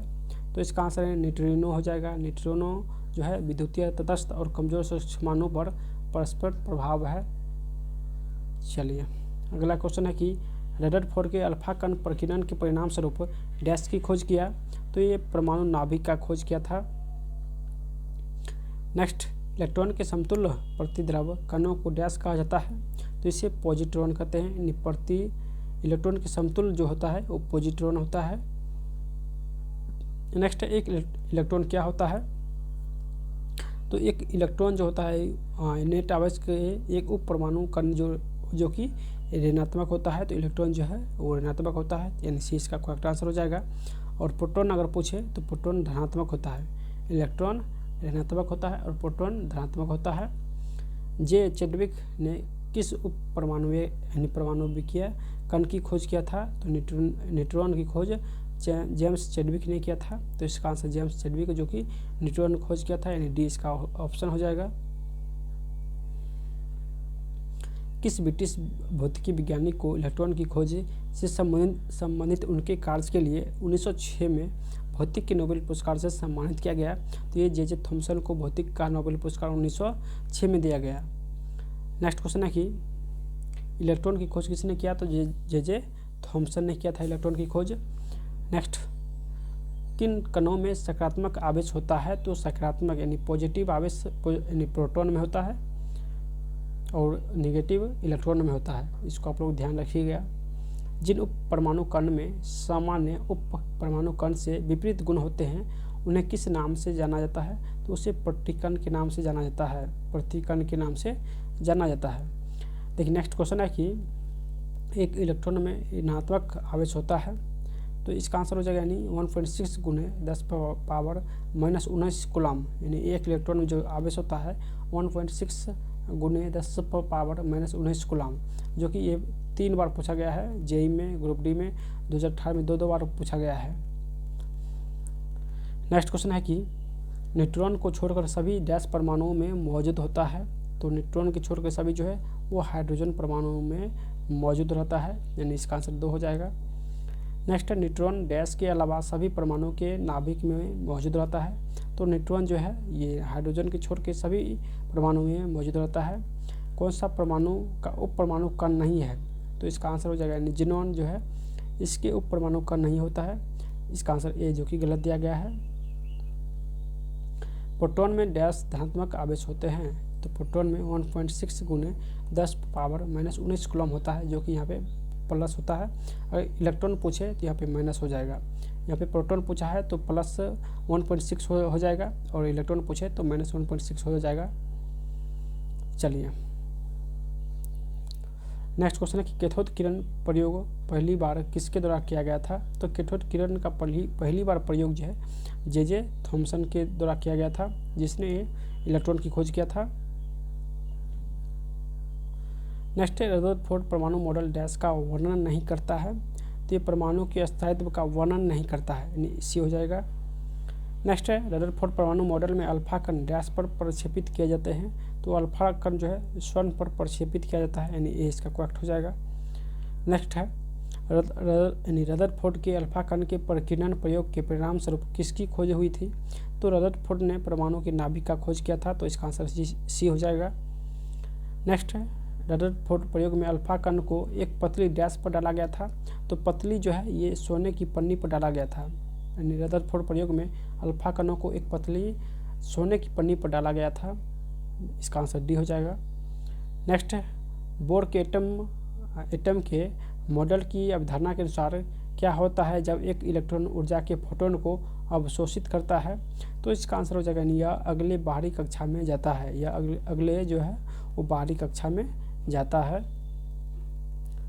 नेक्स्ट क्वेश्चन है कि परमाणुओं का नाभिक मॉडल पहली बार किसने दिया? तो नाभिक पूछे तो रदरफोर्ड हो जाएगा, यानी इसका आंसर रदरफोर्ड हो जाएगा। चलिए नेक्स्ट क्वेश्चन है कि नाभिकीय भौतिक का जनक, तो नाभिकीय जब रहे तो भौतिक यानी नाभिक से संबंधित कोई भी क्वेश्चन है कि इसका जनक कौन है, इसका पिता कौन है, तो इसका आंसर रदरफोर्ड हो जाएगा, यानी बी रदरफोर्ड। चलिए नेक्स्ट क्वेश्चन है कि किसी परमाणु की कक्ष में समायोजित किए जा सकने वाले इलेक्ट्रॉन की अधिकतम संख्या को किस सूत्र के द्वारा दर्शाया जाता है? तो अधिकतम संख्या अगर पूछे किस सूत्र के द्वारा दर्शाया जाता है, तो इसका आंसर 2n² हो जाएगा, 2n²।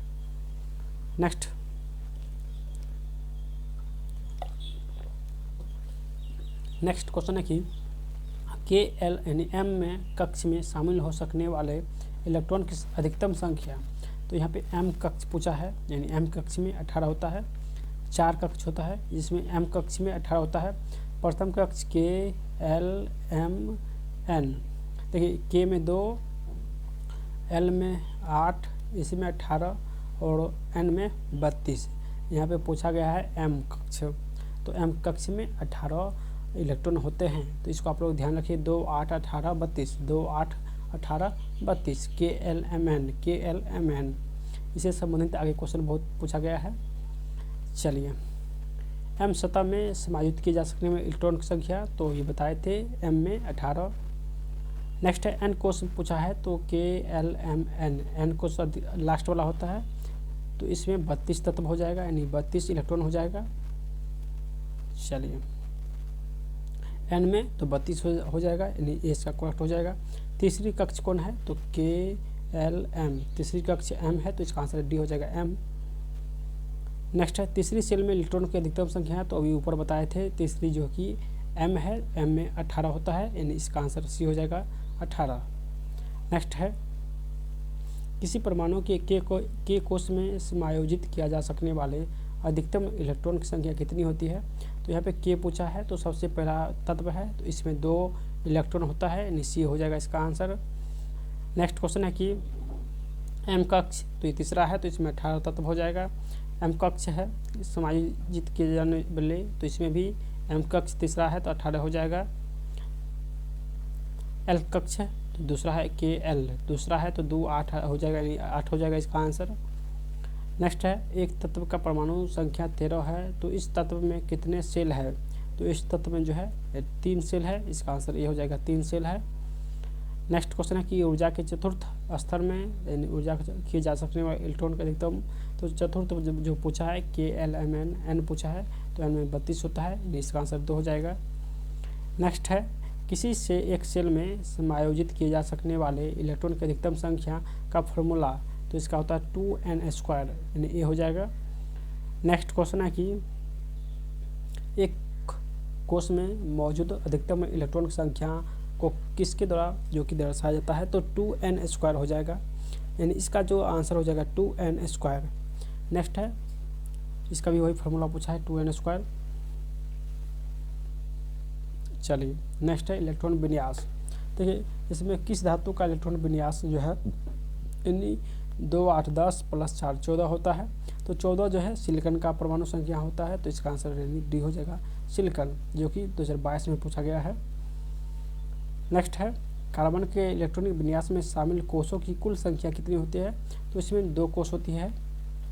कार्बन का जो परमाणु संख्या होता है 6 होता है, और 1s2 2 इस पर बनाते हैं, तो 1s2 हो जाएगा, और 2s4 हो जाएगा। इसमें 2 कोष है 4 2, तो इसका आंसर 2 हो जाएगा। नेक्स्ट है बाहरी कोषों में उपस्थित इलेक्ट्रॉन की संख्या को क्या कहते हैं, तो बाहरी कोष में उपस्थित इलेक्ट्रॉन जो है इसे संयोजक इलेक्ट्रॉन कहते हैं। चलिए नेक्स्ट क्वेश्चन देखते हैं। हीलियम को छोड़कर सभी नोबेल गैस में सबसे बाहरी कोषों में कितने इलेक्ट्रॉन होते हैं, तो दोस्तों बाहरी कोषों में जो है इसमें 8 इलेक्ट्रॉन होते हैं। हीलियम जो है 18वें समूह का तत्व है, हीलियम जो है 18वें समूह का तत्व है, और हीलियम को छोड़कर सभी को जो गैस रहा है, हीलियम को छोड़कर सभी तत्व जो गैस है उसके बाहरी कोषों में 8 इलेक्ट्रॉन होते हैं, तो इसका आंसर यानी 8 हो जाएगा। चलिए नेक्स्ट क्वेश्चन देखते हैं। सर्वाधिक स्थिर और अक्रिय परमाणु की बाहरी कोषों में इलेक्ट्रॉन की संख्या कितनी होती है, तो इसका आंसर हो जाएगा यानी 8 होती है। बाहरी कोषों में अक्रिय गैस के बाहरी कोषों में 8 इलेक्ट्रॉन होती है, तो इसका आंसर डी हो जाएगा। एक तत्व की इलेक्ट्रॉनिक विन्यास 2 8 8 है, तो ये किस समूह से संबंधित है। देखिए 8 2 10 8 18, 18वां वाला तत्व जो है किस समूह से होगा, तो ये 18वें समूह से होगा, ये 18वें समूह से होगा। चलिए नेक्स्ट पूछा है कि 2 8 8 10 5 15 वाला तत्व जो है उसका नाम क्या है, तो 15 में फास्फोरस है, इन 15 वाले परमाणु संख्या का नाम फास्फोरस है, तो इसका आंसर ये हो जाएगा। नेक्स्ट है इलेक्ट्रॉन की वह अधिकतम संख्या जो बाहरी कक्षा में रह सकती है, तो अभी आपको बताए थे 18वें समूह के बाहरी कक्ष में सबसे अधिक इलेक्ट्रॉन रहते हैं, तो अधिकतम जो है 8 इलेक्ट्रॉन रह सकती है। नेक्स्ट उस 3 तत्वों को नामित करें जिसके बाहरी सेलों में केवल 1 इलेक्ट्रॉन होता है, तो इसका जो आंसर हो जाएगा लिथियम, सोडियम और पोटेशियम। अगला क्वेश्चन देखते हैं।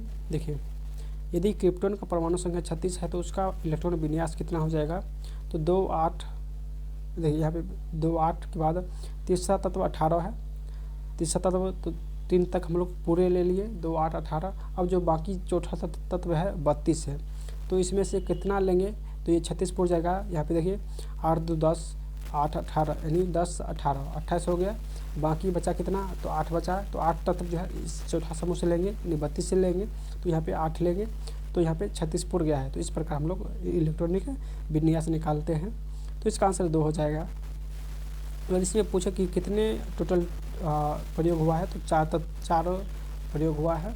4 जो कि पीरियोडिक टेबल से प्रयोग हुआ है। 4 समूह से हम लोग लिए हैं, चारों समूह से लिए हैं। नेक्स्ट है कि 2 8 यानी 12 जो है उसका नाम क्या है, तो 12 परमाणु संख्या वाले तत्व का नाम मैग्नीशियम है, तो इसका आंसर सी हो जाएगा, मैग्नीशियम। नेक्स्ट है मैग्नीशियम परमाणु में इलेक्ट्रॉन वितरण, तो 2 8 8 2 8 2 हो जाएगा, 8 2 10, अगला से 2 लेंगे यानी 18 से 2 लेंगे, तो यहाँ पे 2 8 2 हो जाएगा। नेक्स्ट परमाणु क्रमांक 8 को इलेक्ट्रॉनिक विन्यास निकालिए, तो प्रथम तो 2 लेंगे, प्रथम 2 लेंगे और 8 में से कितने लेंगे, ये 8 में से 6 लेंगे, तभी 6 2 8 पुर गया, तो यहाँ से इसका आंसर ये हो जाएगा। चलिए नेक्स्ट है किसी धातु का इलेक्ट्रॉनिक विन्यास नहीं है, कौन किसी धातु का इलेक्ट्रॉनिक विन्यास नहीं है। देखिए 13 जो है ये धातु है, 3 भी धातु है, 8 2 10 1 11 भी धातु है, जबकि 6 2 8 जो है ये अधातु है। क्या है, ये अधातु तत्व है। 8 जो है अधातु तत्व है। चलिए अगला क्वेश्चन लेते हैं। जिस परमाणु की बाहरी कक्षा में इलेक्ट्रॉन की संख्या पूर्ण होती है उसकी संयोजकता होती है, तो उसकी संयोजकता जो है वो 0 होती है। नेक्स्ट क्वेश्चन है कि समान रासायनिक गुण वाले 2 तत्व के लिए निम्नलिखित में से कौन सा विकल्प सही है, तो इसमें तत्वों में संयोजन यानी संयोजी इलेक्ट्रॉन की संख्या समान होती है, यानी ए इसका करेक्ट हो जाएगा। नेक्स्ट किस तत्व में इसके बाहरी कोशों में 2 इलेक्ट्रॉन होते हैं, तो ये कैल्शियम में 2 इलेक्ट्रॉन होते हैं, यानी सी हो जाएगा इसका आंसर।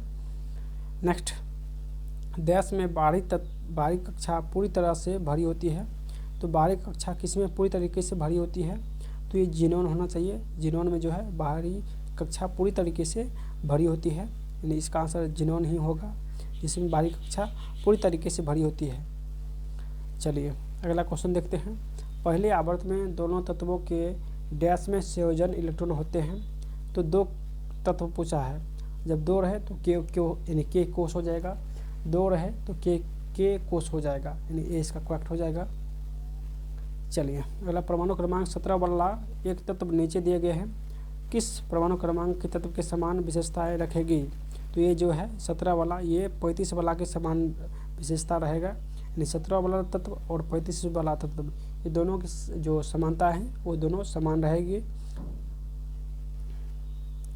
डैश के बाहरी कोशों में 1 से 3 इलेक्ट्रॉन होते हैं। बाहरी कोश है, देखिए आपको यहाँ पे पूछा है किसके बाहरी कोश में 1 से 3 इलेक्ट्रॉन होते हैं, तो धातु जो है जो कि बाईं तरफ होता है। सॉरी दोस्तों गला फंस गया। दोस्तों धातु जो होता है वो बाईं तरफ होता है, जिसमें धातु में 1 से 3 इलेक्ट्रॉन होते हैं, और अधातु जो होता है धातु बाईं तरफ होता है। धातु जो है वो बाईं तरफ होता है, जिसमें बाहरी कक्षा में 1 से 3 इलेक्ट्रॉन होते हैं, जबकि अधातु ये दायां तरफ रहता है। दायां तरफ इसमें 5 6 7 इलेक्ट्रॉन जो है वो बाहरी कक्षा में रहता है। तो यहाँ पे धातु पूछा है और पूछा है कि इसमें किसमें 1 से 3 इलेक्ट्रॉन जो है वो बाहरी कोश में रहता है, तो इसका आंसर यानी धातु हो जाएगा। चलिए आगे देखते हैं। चलिए आगे है कि सबसे बाहरी ऑर्बिट में डैश में इलेक्ट्रॉन की संख्या एक समान होती है, तो ये हो जाएगा अस्थियम और बिस्मथ। इसमें जो है इलेक्ट्रॉन की संख्या समान होती है, यानी इस दोनों में बाहरी कक्षा में 5 इसमें भी 5 और इसमें भी 5 बाहरी कक्षा में इलेक्ट्रॉन होती है, तो ये दोनों समान है, तो इसका आंसर 2 हो जाएगा। नेक्स्ट है डैश तत्व में बाहरी सेलों में 8 इलेक्ट्रॉन के साथ 3 कक्षाएं होती है, यानी किसमें बाहरी सेल में 8 इलेक्ट्रॉन के साथ 3 कक्षाएं होती है, तो आर्गनों में भी 8 इलेक्ट्रॉन होती है। चलिए इसको देख लेते हैं। तो आर्गन जो है दोस्तों ये 18वें समूह के तत्व है, और इसके बाहरी कक्षा में 8 इलेक्ट्रॉन होते हैं, और इसमें 3 कक्षाएं। देखिए चलिए हम लोग निकालते हैं इसको इलेक्ट्रॉनिक विन्यास। पहला 2, दूसरा 8, तो 8 2 10 पूरे ले लिए, तीसरा 18 होता है, तो 10 जो है हम लोग को पुर गया है, तो इसमें से कितना लें, तो इसमें से हम लोग 8 लेंगे, तो 8 लेंगे तो 18 पुर गया, और ये 3 कोश होगा, फर्स्ट सेकेंड और थर्ड, तो 3 कोश हो गया, और इसमें 8 इलेक्ट्रॉन बाहरी कोश में होते हैं, तो इस प्रकार जो है इसका आंसर डी हो जाएगा। चलिए अगला क्वेश्चन देखते हैं। वो धातुओं में आमतौर पर बाहरी कक्षा में कितने इलेक्ट्रॉन होते हैं, चलिए आप लोग जल्दी से इसका आंसर दीजिए। अभी बताए थे, तो धातु में 5 6 7 8 इलेक्ट्रॉन होते हैं। नेक्स्ट, निम्नलिखित तत्व में से किसमें कुल 3 कोष और बारीक कक्षा में 8 इलेक्ट्रॉन होते हैं? तो 3 कोष और बारीक कक्षा में जो है 8 इलेक्ट्रॉन होते हैं, ये आर्गन में अभी ऊपर बताए थे।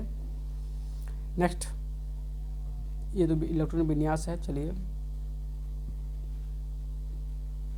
यहाँ पे 2, 2, 4 और 4, 6, 10, 1, 11, इसका जो परमाणु संख्या हो जाएगा 11 हो जाएगा। और ये जो है 2, 2, 4, 6, 10, 2, 12, 4, 16, इस साइड वाला 16 हो जाएगा। तो कह रहा है कि इन तत्वों के संयोजन द्वारा निर्मित यौगिक का सूत्र क्या हो जाएगा? तो इसका सूत्र हो जाएगा A2B, यानी सोडियम सल्फाइड हो जाएगा, जो कि सल्फर का 16 होता है और 11 परमाणु संख्या वाला जो कि सोडियम होता है। तो यहाँ पे A2B हो जाएगा। नेक्स्ट है, एक ऑक्सीजन परमाणु में कितने संयोजी इलेक्ट्रॉन होते हैं? तो ऑक्सीजन परमाणु में 2 संयोजी इलेक्ट्रॉन होते हैं। ऑक्सीजन का परमाणु संख्या 8 होता है। तो प्रथम जो कोष है 2 है और बाकी जो बचा है इसमें से 8 पुराना है तो 6 लेंगे, 6 किस में से लेंगे? दूसरा कोष लेंगे, 8 में से लेंगे। तो इसमें 2 कोष है, कितना? तो इसमें 2 कोष हो जाएगा। नेक्स्ट है, दिए गए तत्व में से डैश आकार में सबसे छोटा होता है? तो इसमें पूछ रहा है कि कौन सबसे छोटा आकार होता है? तो इसका जो आंसर हो जाएगा यानी एल्युमिनियम, जो कि इसका सबसे आकार छोटा होता है, यानी Al3+। चलिए अगला क्वेश्चन देखते हैं। इलेक्ट्रॉनिक विन्यास 2,6 वाले तत्व की पहचान कीजिए। तो 6, 2, 8 यानी 6, 2, 8 हो जाएगा। तो 8 ऑक्सीजन का होता है। नेक्स्ट, धातुओं का इलेक्ट्रॉनिक विन्यास कौन है? तो देखिए 8, 2, 10, 3, 13, 13 जो है वो धातु है। प्रथम पीरियडिक टेबल का प्रथम जो होता है धातु 1 होता है, जो कि वह धातु इसको धातु नहीं माना जाता है। इधर 2 नंबर 18वें समूह में होता है, फिर 3 से चालू होता है, फिर इस तरीके से यहाँ पे 10 आता है और यहाँ पे 11 आता है। तो 11, 12, 13 ये सभी धातु है। तो यहाँ पे पूछा गया 8, 2, 10, 3, 13, 13 जो है 11, 12, 13 तीसरे समूह का तत्व है।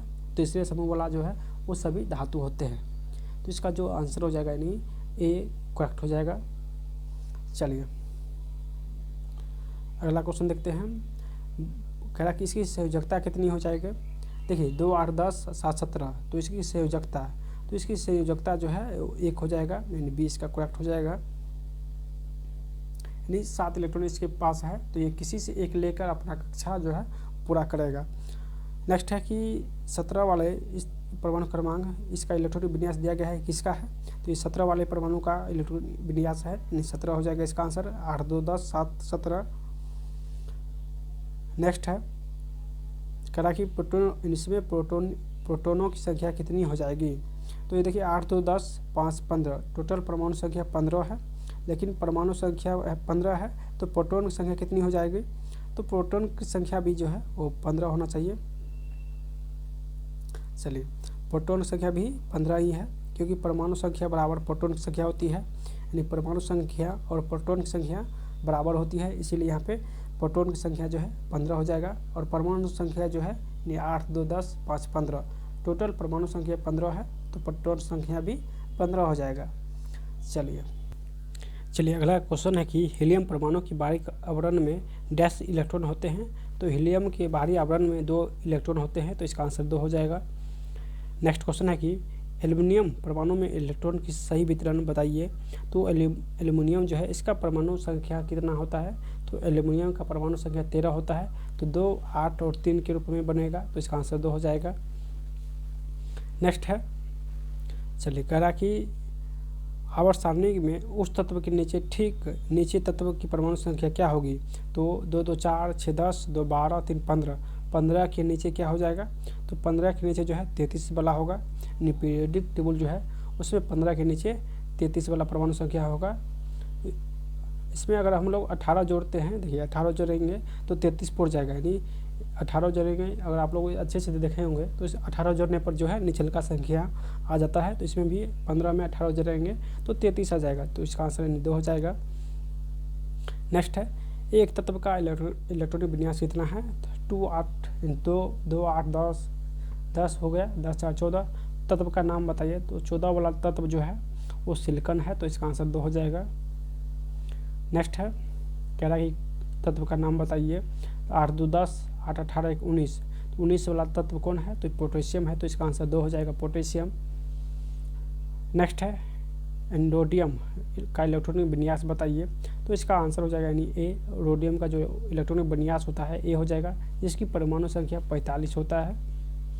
रोडियम का परमाणु संख्या 45 है, तो ये सभी जोड़ने पर 45 आ जाएगा। नेक्स्ट है कि 2, 8, 10, 17 वाले तत्व का नाम बताइए, तो ये क्लोरीन होता है, तो इसका आंसर सी हो जाएगा। नेक्स्ट हाइजेनबर्ग की अनिश्चितता का सिद्धांत, चलिए कहा कि हाइजेनबर्ग के अनिश्चितता के सिद्धांत में संवेग की अनिश्चितता और एक कण की स्थिति को घटाया नहीं जा सकता क्योंकि वह मौलिक रूप से अंतर्निष्ठ है, तो इसका आंसर यानी डी हो जाएगा। अगला क्वेश्चन है कि नाइट्रोजन के परमाणु में उपस्थित न्यूट्रॉन की संख्या कितना हो जाएगा, तो नाइट्रोजन में न्यूट्रॉन की संख्या जो होगा वो 7 हो जाएगा, यानी इसका आंसर सी हो जाएगा 7। चलिए नेक्स्ट क्वेश्चन निकालते हैं। देखिए 15 प्रोटॉन है और 22 न्यूट्रॉन है, द्रव्यमान संख्या कितना हो जाएगा, तो द्रव्यमान संख्या में दोनों का योग हो जाएगा, यानी 15 + 22 तो 37 इसका करेक्ट आंसर हो जाएगा। नेक्स्ट क्वेश्चन है कि द्रव्यमान संख्या दिया हुआ है 298 और न्यूट्रॉन संख्या दिया हुआ है 188, तो परमाणु संख्या क्या हो जाएगा, तो परमाणु संख्या निकालने के लिए इसमें से द्रव्यमान संख्या में से न्यूट्रॉन संख्या घटा देंगे तो परमाणु संख्या मेरा निकल जाएगा। तो 298 में से 188 घटाएंगे तो 110 निकल जाएगा, यानी डी इसका करेक्ट हो जाएगा। चलिए अगला क्वेश्चन देखते हैं। करा कि द्रव्यमान संख्या 298 है और न्यूट्रॉन 196 है, तो इसकी परमाणु संख्या क्या हो जाएगा, तो घटाएंगे तो परमाणु संख्या यहाँ से निकल जाएगा 102। अगला क्वेश्चन देखते हैं। परमाणु क्रमांक को किस अक्षर द्वारा निरूपित किया जाता है, तो इसका आंसर यानी सी हो जाएगा, यानी जेड के द्वारा निरूपित किया जाता है। नेक्स्ट है किसी तत्व की परमाणु संख्या का निश्चय किया जा सकता है, किसी तत्व की परमाणु संख्या का निश्चय किया जा सकता है, तो एक अणु में प्रोटॉन की संख्या के द्वारा निश्चय किया जा सकता है। नेक्स्ट एक परमाणु में न्यूट्रॉन की संख्या किसके बराबर होती है, तो न्यूट्रॉन की संख्या जो है द्रव्यमान संख्या माइनस परमाणु संख्या हो जाएगा, बी के बराबर होता है न्यूट्रॉन संख्या, द्रव्यमान संख्या माइनस परमाणु संख्या हो जाएगा। चलिए नेक्स्ट है किसी परमाणु की नाभिक में मौजूद प्रोटॉन और न्यूट्रॉन की कुल संख्या को किस रूप में जाना जाता है, तो उसे द्रव्यमान संख्या के नाम से जानते हैं, यानी प्रोटॉन प्लस न्यूट्रॉन तो द्रव्यमान संख्या हो जाएगा।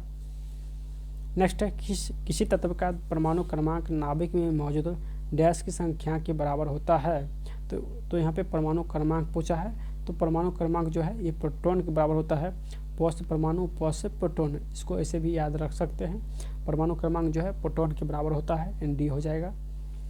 नेक्स्ट है डैश की संख्या परमाणु की द्रव्यमान संख्या और क्रमांक के अंतर के बराबर होता है, तो न्यूट्रॉन जो है परमाणु की द्रव्यमान संख्या और परमाणु क्रमांक के अंतर के बराबर होता है, यानी द्रव्यमान में से अगर क्रमांक घटाएंगे तो न्यूट्रॉन निकल जाएगा। चलिए अगला क्वेश्चन है कि किसी तत्व की परमाणु संख्या कैसे निर्धारित की जाती है, तो इसका आंसर हो जाएगा एक परमाणु में स्थित प्रोटॉन की संख्या से निर्धारित किया जाता है, यानी इसका आंसर डी हो जाएगा, प्रोटॉन की संख्या से निर्धारित परमाणु संख्या होता है। चलिए अगला क्वेश्चन है एक तत्व का परमाणु भार W है, ठीक, कैपिटल W है, परमाणु संख्या कैपिटल N है, तो परमाणु के 2 केंद्रों में प्रोटॉन की संख्या, तो यहाँ पे परमाणु भार W है, ठीक, और परमाणु संख्या जो है N है, तो प्रोटॉन संख्या जो होता है परमाणु संख्या के बराबर होता है, ना कि परमाणु भार के बराबर, तो यहाँ पे इसका आंसर हो जाएगा, यानी प्रोटॉन जो है परमाणु संख्या के बराबर होता है, तो परमाणु संख्या N है तो प्रोटॉन भी N हो जाएगा, यानी इसका आंसर ए हो जाएगा। नेक्स्ट एक तत्व की परमाणु संख्या किसके बराबर होती है, तो ये परमाणु संख्या पूछा है, तो अभी बताए थे ये प्रोटॉन की संख्या के बराबर होता है। न्यूक्लियस में डैश परमाणु क्रमांक को दर्शाता है, तो ये प्रोटॉन परमाणु क्रमांक को दर्शाता है। नेक्स्ट है हाइड्रोजन अणु का नाभिक किससे बना होता है, तो ये केवल एक प्रोटॉन से बना होता है। हाइड्रोजन का परमाणु संख्या जो है 2 होता है, जिसमें एक प्रोटॉन और एक न्यूट्रॉन होता है। सॉरी हाइड्रोजन का एक होता है और हीलियम का दो होता है। तो हाइड्रोजन में प्रोटॉन एक होता है, उसमें न्यूट्रॉन नहीं रहता है, सिर्फ एक प्रोटॉन रहता है। तो इसका आंसर यानी ये हो जाएगा। नेक्स्ट क्वेश्चन है कि पोटेशियम की परमाणु संख्या 19 है, ठीक, इसकी द्रव्यमान संख्या 39 है, तो इसमें न्यूट्रॉन की संख्या कितना हो जाएगा। तो दोस्तों न्यूट्रॉन संख्या निकालने के लिए द्रव्यमान संख्या में से परमाणु संख्या घटा देंगे, तो न्यूट्रॉन संख्या यहाँ से निकल जाएगा 39 - 19 यानी 20 निकल जाएगा। नेक्स्ट क्वेश्चन है कि कार्बन में जो है, जो कि इसका परमाणु द्रव्यमान 12 होता है, परमाणु संख्या 6 होता है, तो इसका निष्कर्ष में कौन सा निष्कर्ष सही है। तो इसमें 6 न्यूट्रॉन होता है और 6 प्रोटॉन होता है, यानी 6 न्यूट्रॉन 6 प्रोटॉन होता है। नेक्स्ट है किसी एक तत्व के भार, यानी किसी एक तत्व के भार की तुलना में एक मूल विशेषता माना जाता है, तो ये परमाणु क्रमांक, किसी एक तत्व के भार की तुलना में मूल विशेषता परमाणु क्रमांक में माना जाता है। नेक्स्ट यहाँ पे दिया गया है फ्लोरीन 19 द्रव्यमान और परमाणु संख्या 9, तो इसमें न्यूट्रॉन, प्रोटॉन और इलेक्ट्रॉन पूछा है। तो दोस्तों प्रोटॉन जो हो जाएगा, यानी प्रोटॉन जो हो जाएगा वो 9 हो जाएगा, 9 होगा, तो प्रोटॉन अगर 9 है तो इलेक्ट्रॉन घट जाएगा 19 में से 9, 10 न्यूट्रॉन हो जाएगा, और प्रोटॉन और इलेक्ट्रॉन ये दोनों 9 हो जाएगा, तो इसका आंसर यानी सी हो जाएगा। चलिए अगला क्वेश्चन देखते हैं। किसी तत्व के परमाणु में उपस्थित इलेक्ट्रॉन की संख्या इसकी डैश के बराबर होता है, तो इसकी परमाणु क्रमांक के बराबर होता है, तो आंसर इसका ए हो जाएगा। अगला क्वेश्चन है निम्नलिखित तत्वों में किसका परमाणु द्रव्यमान सबसे कम होता है, तो ये हाइड्रोजन का परमाणु द्रव्यमान सबसे कम होता है।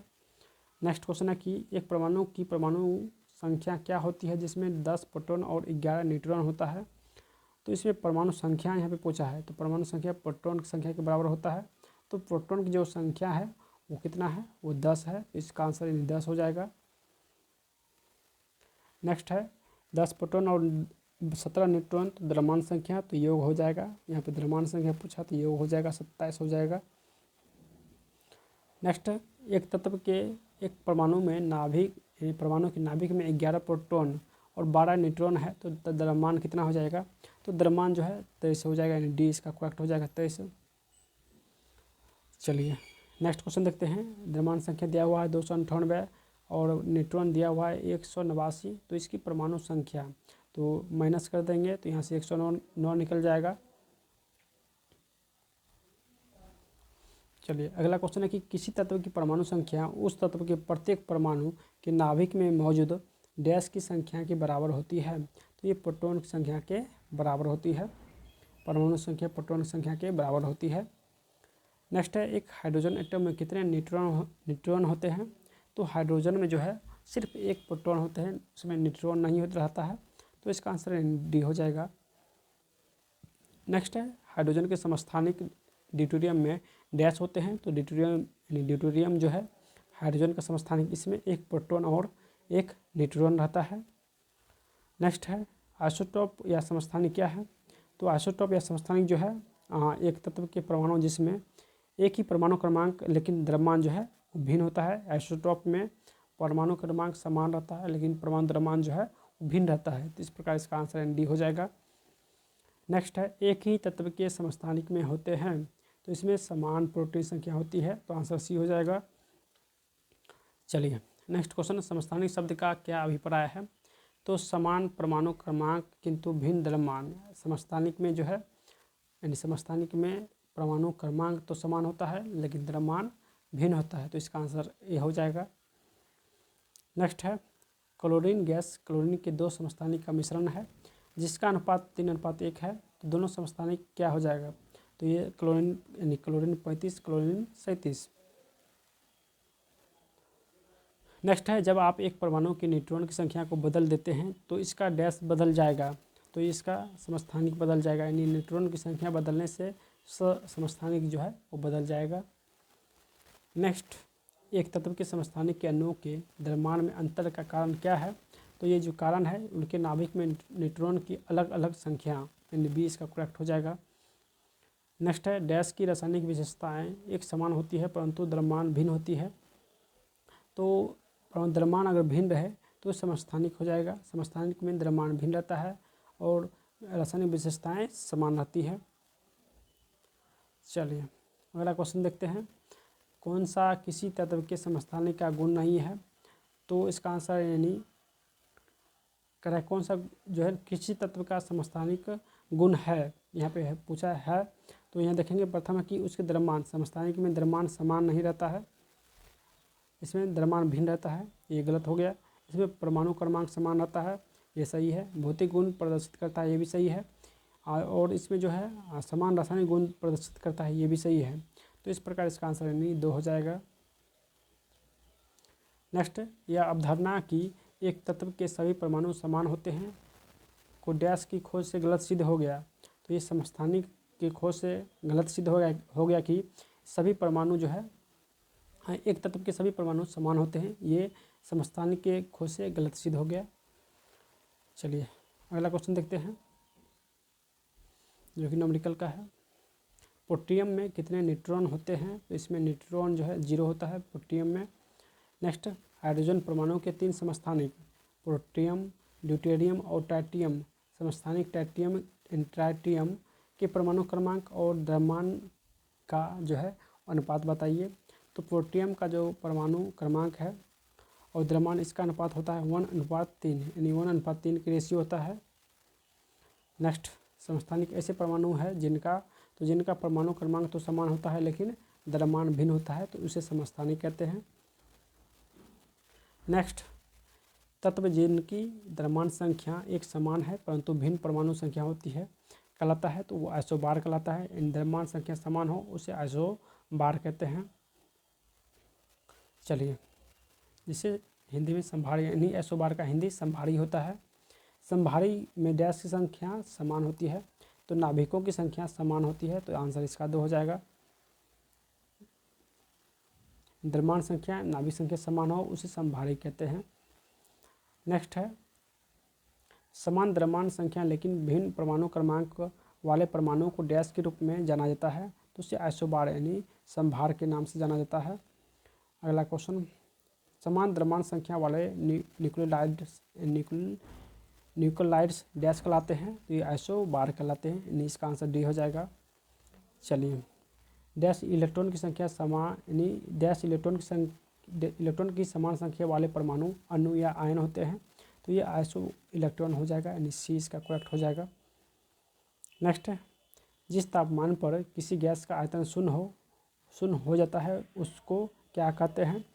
तो जिस तापमान पर आयतन शून्य हो उसे परम शून्य तत्व कहते हैं, तो इसका आंसर यानी बी हो जाएगा, परम शून्य तत्व। अगला क्वेश्चन है, बॉयल का नियम का जो सूत्र है वो क्या हो जाएगा कि नियत तापमान पर दिए गए किसी गैस के द्रव्यमान के दाब और आयतन का गुणनफल स्थिर रहता है, अर्थात पी भी बराबर स्थिरांक हो जाएगा, यानी बी इसका करेक्ट हो जाएगा। नेक्स्ट, इनमें से कौन सा नियम यह बताता है कि गैस का आयतन गैस के दाब के व्युत्क्रमानुपाती होता है? तो ये हो जाएगा बॉयल का नियम, जिसमें बताता है कि गैस का आयतन जो है वो गैस के दाब के व्युत्क्रमानुपाती होता है। अगला क्वेश्चन है कि चलिए, अभिलक्षणीय गैस समीकरण PV बराबर nRT किस गैस के लिए सही प्रकार से लागू होता है? तो ये आदर्श गैस पर लागू होता है। नेक्स्ट क्वेश्चन है कि कौन सा नियम गैस से संबंधित नहीं है? तो ये जूल का नियम गैस से संबंधित नहीं है। जूल का नियम गैस से संबंधित नहीं है। कौन विस्तारित नहीं होगा? तो ये मेथी पाउडर जो है ये विस्तारित नहीं होगा, जबकि अगरबत्ती का धुआं, इत्र, धुआं ये सभी विस्तारित होता है, और मेथी पाउडर जो है ये विस्तारित नहीं होता है। चलिए, अगला क्वेश्चन है कि विसरण के बारे में, इन विसरण के बारे में कौन सा कथन जो है वो गलत है? तो गैस में इन गैस के विसरण की दर उनके आयतन पर निर्भर करती है, तो ये जो कि गलत दिया गया है। नेक्स्ट है, गैस का कौन सा गुण इन्हें स्वाद शुभ्र बनाता है? तो गैस का ये संपीड्यता जो है वो संपीड्यता जो गुण है ये सुबाहर बनाता है। नेक्स्ट है, डाल्टन का आंशिक दाब का नियम निम्नलिखित में किस समीकरण पर लागू होता है? तो CO+H2 पर लागू होता है, CO+H2 पर लागू होता है। नेक्स्ट, गैस की मात्रा व्युत्क्रमानुपाती होती है, तो दाब के व्युत्क्रमानुपाती होती है। नेक्स्ट क्वेश्चन है कि किस नियम के अनुसार स्थिर तापमान पर गैस का आयतन दाब के व्युत्क्रमानुपाती होता है, तो ये बॉयल का नियम हो जाएगा। नेक्स्ट क्वेश्चन है कि चलिए अगला चैप्टर है रेडियो एक्टिविता और नाभिकीय ऊर्जा। इसका प्रथम क्वेश्चन है कि कौन सा रेडियो एक्टिव तत्व नहीं है, तो टाइटेनियम जो है रेडियो एक्टिव तत्व नहीं है। प्लूटोनियम, यूरेनियम, थोरियम, ये तीनों जो है वो रेडियो एक्टिव तत्व है, जबकि टाइटेनियम नहीं है। नेक्स्ट है मैडम क्यूरी ने किसकी खोज के लिए नोबेल पुरस्कार प्राप्त किया, तो मैडम क्यूरी जो है रेडियम की खोज मैडम क्यूरी ने किया था, तो इसका आंसर सी हो जाएगा। चलिए अगला क्वेश्चन रेडियो सक्रियता का आविष्कार, तो ये हेनरी बेक्यूरेल ने किया था। नेक्स्ट क्वेश्चन है कि हेनरी बेक्यूरेल, तो रेडियो धर्मिता हो जाएगा, जिसकी खोज हेनरी बेक्यूरेल ने किया। पिच ब्लेड किसे संबंधित है, तो पिच ब्लेड यूरेनियम का अयस्क है पिच ब्लेड। नेक्स्ट क्वेश्चन है कि रेडियम किस खनिज से प्राप्त होता है, तो रेडियम पिच ब्लेड से प्राप्त होता है। चलिए परमाणु बलों के सिद्धांत की खोज किसने किया, तो युकावा, हिदेकी युकावा ने परमाणु बल के सिद्धांत की खोज की। नेक्स्ट क्वेश्चन है कि एक रेडियोधर्मी धातु जो केंद्रित ऊर्जा का एक प्रचुर स्रोत है और 1789 में खोज की, जिसकी परमाणु संख्या 92 है, तो 92 जो परमाणु संख्या है वो यूरेनियम हो जाएगा, जिसकी खोज 1789 में किया गया था। उसकी खोज किसने किया, इसकी खोज क्ले प्रोथ ने किया था। परमाणु के भीतर जो न्यूट्रॉन और प्रोटॉन पर आरोपित बल कहलाता है, तो परमाणु के भीतर जो न्यूट्रॉन और प्रोटॉन होता है इस पर आरोपित बल नाभिकीय बल कहलाता है, तो इसका आंसर नाभिकीय बल हो जाएगा। अगला क्वेश्चन है कि परमाणु से प्राप्त ऊर्जा को क्या कहते हैं, तो परमाणु से प्राप्त ऊर्जा को नाभिकीय ऊर्जा कहते हैं। नेक्स्ट क्वेश्चन, चलिए नेक्स्ट है कि किसका प्रयोग नाभिकीय रिएक्टर में विखंडनीय ईंधन के रूप में किया जाता है, तो यूरेनियम 235 का प्रयोग जो है नाभिकीय विखंडन के लिए करते हैं। चलिए इनमें से किसका प्रयोग कैंसर के उपचार के लिए करते हैं, तो कैंसर का उपचार के लिए जो है कोबाल्ट समस्थानिक का प्रयोग करते हैं, तो कोबाल्ट समस्थानिक हो जाएगा, जिसका प्रयोग कैंसर के लिए करते हैं। मेटास्टेटिक अस्थि कैंसर के उपचार के लिए किस रेडियो आइसोटोप का प्रयोग करते हैं, तो ये स्ट्रोंशियम 89 हो जाएगा। अगला क्वेश्चन है कि परमाणु हथियार में उपयोग किए जाने वाले सबसे सामान्य समस्थानिक क्या हो जाएगा, तो यूरेनियम और प्लूटोनियम हो जाएगा। नेक्स्ट है किस तत्व में इलेक्ट्रॉन ग्रहण करने की प्रवृत्ति अपेक्षाकृत सबसे अधिक होता है, तो फ्लोरीन में जो है इलेक्ट्रॉन ग्रहण करने की प्रवृत्ति जो है सबसे अधिक होता है, सी हो जाएगा। नेक्स्ट है N2 में साझा इलेक्ट्रॉन की कुल संख्या, तो N2 में जो है साझा इलेक्ट्रॉन की कुल संख्या कितनी होती है, तो कुल जो संख्या होती है वो 6 होती है, N2 में 6 इलेक्ट्रॉन साझा करती है। चलिए अगला क्वेश्चन देखते हैं, किस तत्व की संयोजकता 3 है, तो 3 जो है एल्युमिनियम की संयोजकता 3 है, क्योंकि इसकी परमाणु संख्या 13 होती है, इसमें 3 जो है इलेक्ट्रॉन की संयोजकता बनाती है। चलिए अगला कार्बन यौगिक का गलनांक आयनिक यौगिक की तुलना में कम क्यों होती है, तो इसका आंसर हो जाएगा अणुओं के बीच छिन्न आकर्षण बल के कारण होता है। नेक्स्ट क्वेश्चन है कि समूह 17 के तत्व की संयोजकता होगी, तो 17 के तत्व की संयोजकता जो है 1 हो जाएगी। नेक्स्ट क्वेश्चन है कि नाइट्रोजन परमाणु का कौन सा कोष N2 अणु बनाने में भाग लेता है, तो नाइट्रोजन अणु का कौन सा कोष जो है N2 अणु बनाने में भाग लेता है, तो ये L हो जाएगा, यानी दूसरा समूह जो है वो N2 बनाने में मदद करता है, तो N2 हो जाएगा यानी L। चलिए अगला क्वेश्चन है कि संयोजी यौगिक समानता निम्न में से कौन सा गुणधर्म प्रदर्शित नहीं करता है, तो ये संयोजी यौगिक जो है ये कार्बनिक विलायक में विलय नहीं होते हैं, ये गुण प्रदर्शित नहीं करता है, डी ऑप्शन नहीं हो जाएगा। चलिए नेक्स्ट क्वेश्चन है नाइट्रोजन अणु के निर्माण में शामिल सहसंयोजी आबंधों की संख्या कितनी होती है, तो इसमें 3 सहसंयोजी आबंध होते हैं। नेक्स्ट है प्रोपेन अणु में 3 कार्बन परमाणुओं द्वारा सभी हाइड्रोजन परमाणु के साथ कुल कितने इलेक्ट्रॉन की साझेदारी की जाती है, तो कुल 8 इलेक्ट्रॉन की से यानी साझेदारी की जाती है। अगला क्वेश्चन, कार्बन परमाणु के संयोजकता कोष में उपस्थित इलेक्ट्रॉन की कुल संख्या। तो इलेक्ट्रॉन की जो कुल संख्या हो जाएगी वो हो जाएगी यानी 4। इलेक्ट्रॉन की कुल संख्या 4 हो जाएगी। नेक्स्ट है, कार्बन अन्य तत्वों के साथ प्रबल बंध बनाता है। कौन सा कथन जो कि सही व्याख्या करता है? तो इसका जो आंसर हो जाएगा दोस्तों, कह रहा है कि कार्बन अन्य तत्वों के साथ प्रबल बंध बनाता है। तो कौन सा कथन सत्य है? तो कार्बन जो है नाभिक अपने छोटे आकार के कारण इलेक्ट्रॉन के साझा युग्मों को प्रबलता से पकड़कर रखता है। तो ये जो ऑप्शन 2 नंबर है ये सही है। चलिए अगला क्वेश्चन है कि कार्बन यौगिक में आमतौर पर डैश नहीं पाया जाता है। कार्बनिक यौगिक में आमतौर पर क्या नहीं पाया जाता है? इसमें आयनिक आबंध नहीं पाया जाता है। नेक्स्ट है, किस अणु में केवल एकल बंध होते हैं? तो केवल एकल बंध जो है ये CH4 में होते हैं। तो इसका आंसर CH4 हो जाएगा। चलिए, कौन से तत्व सिलिकॉन के समान संयोजकता प्रदर्शित करते हैं? तो कार्बन और गैलियम जर्मेनियम ये जो है सिलिकॉन की समान संयोजकता प्रदर्शित करते हैं। नेक्स्ट है, कार्बन डाइऑक्साइड अणु में एक ऑक्सीजन परमाणु द्वारा एक कार्बन परमाणु के साथ कितने इलेक्ट्रॉन की साझेदारी की जाती है? तो 2 इलेक्ट्रॉन की साझेदारी की जाती है। चलिए अगला क्वेश्चन देखते हैं। 400 क्वेश्चन हो गया। 401 नंबर क्वेश्चन देखते हैं। चलिए अगला क्वेश्चन है कि कौन सा आयनिक यौगिक नहीं है? तो ये C2 जो है CO2 ये आयनिक यौगिक नहीं है।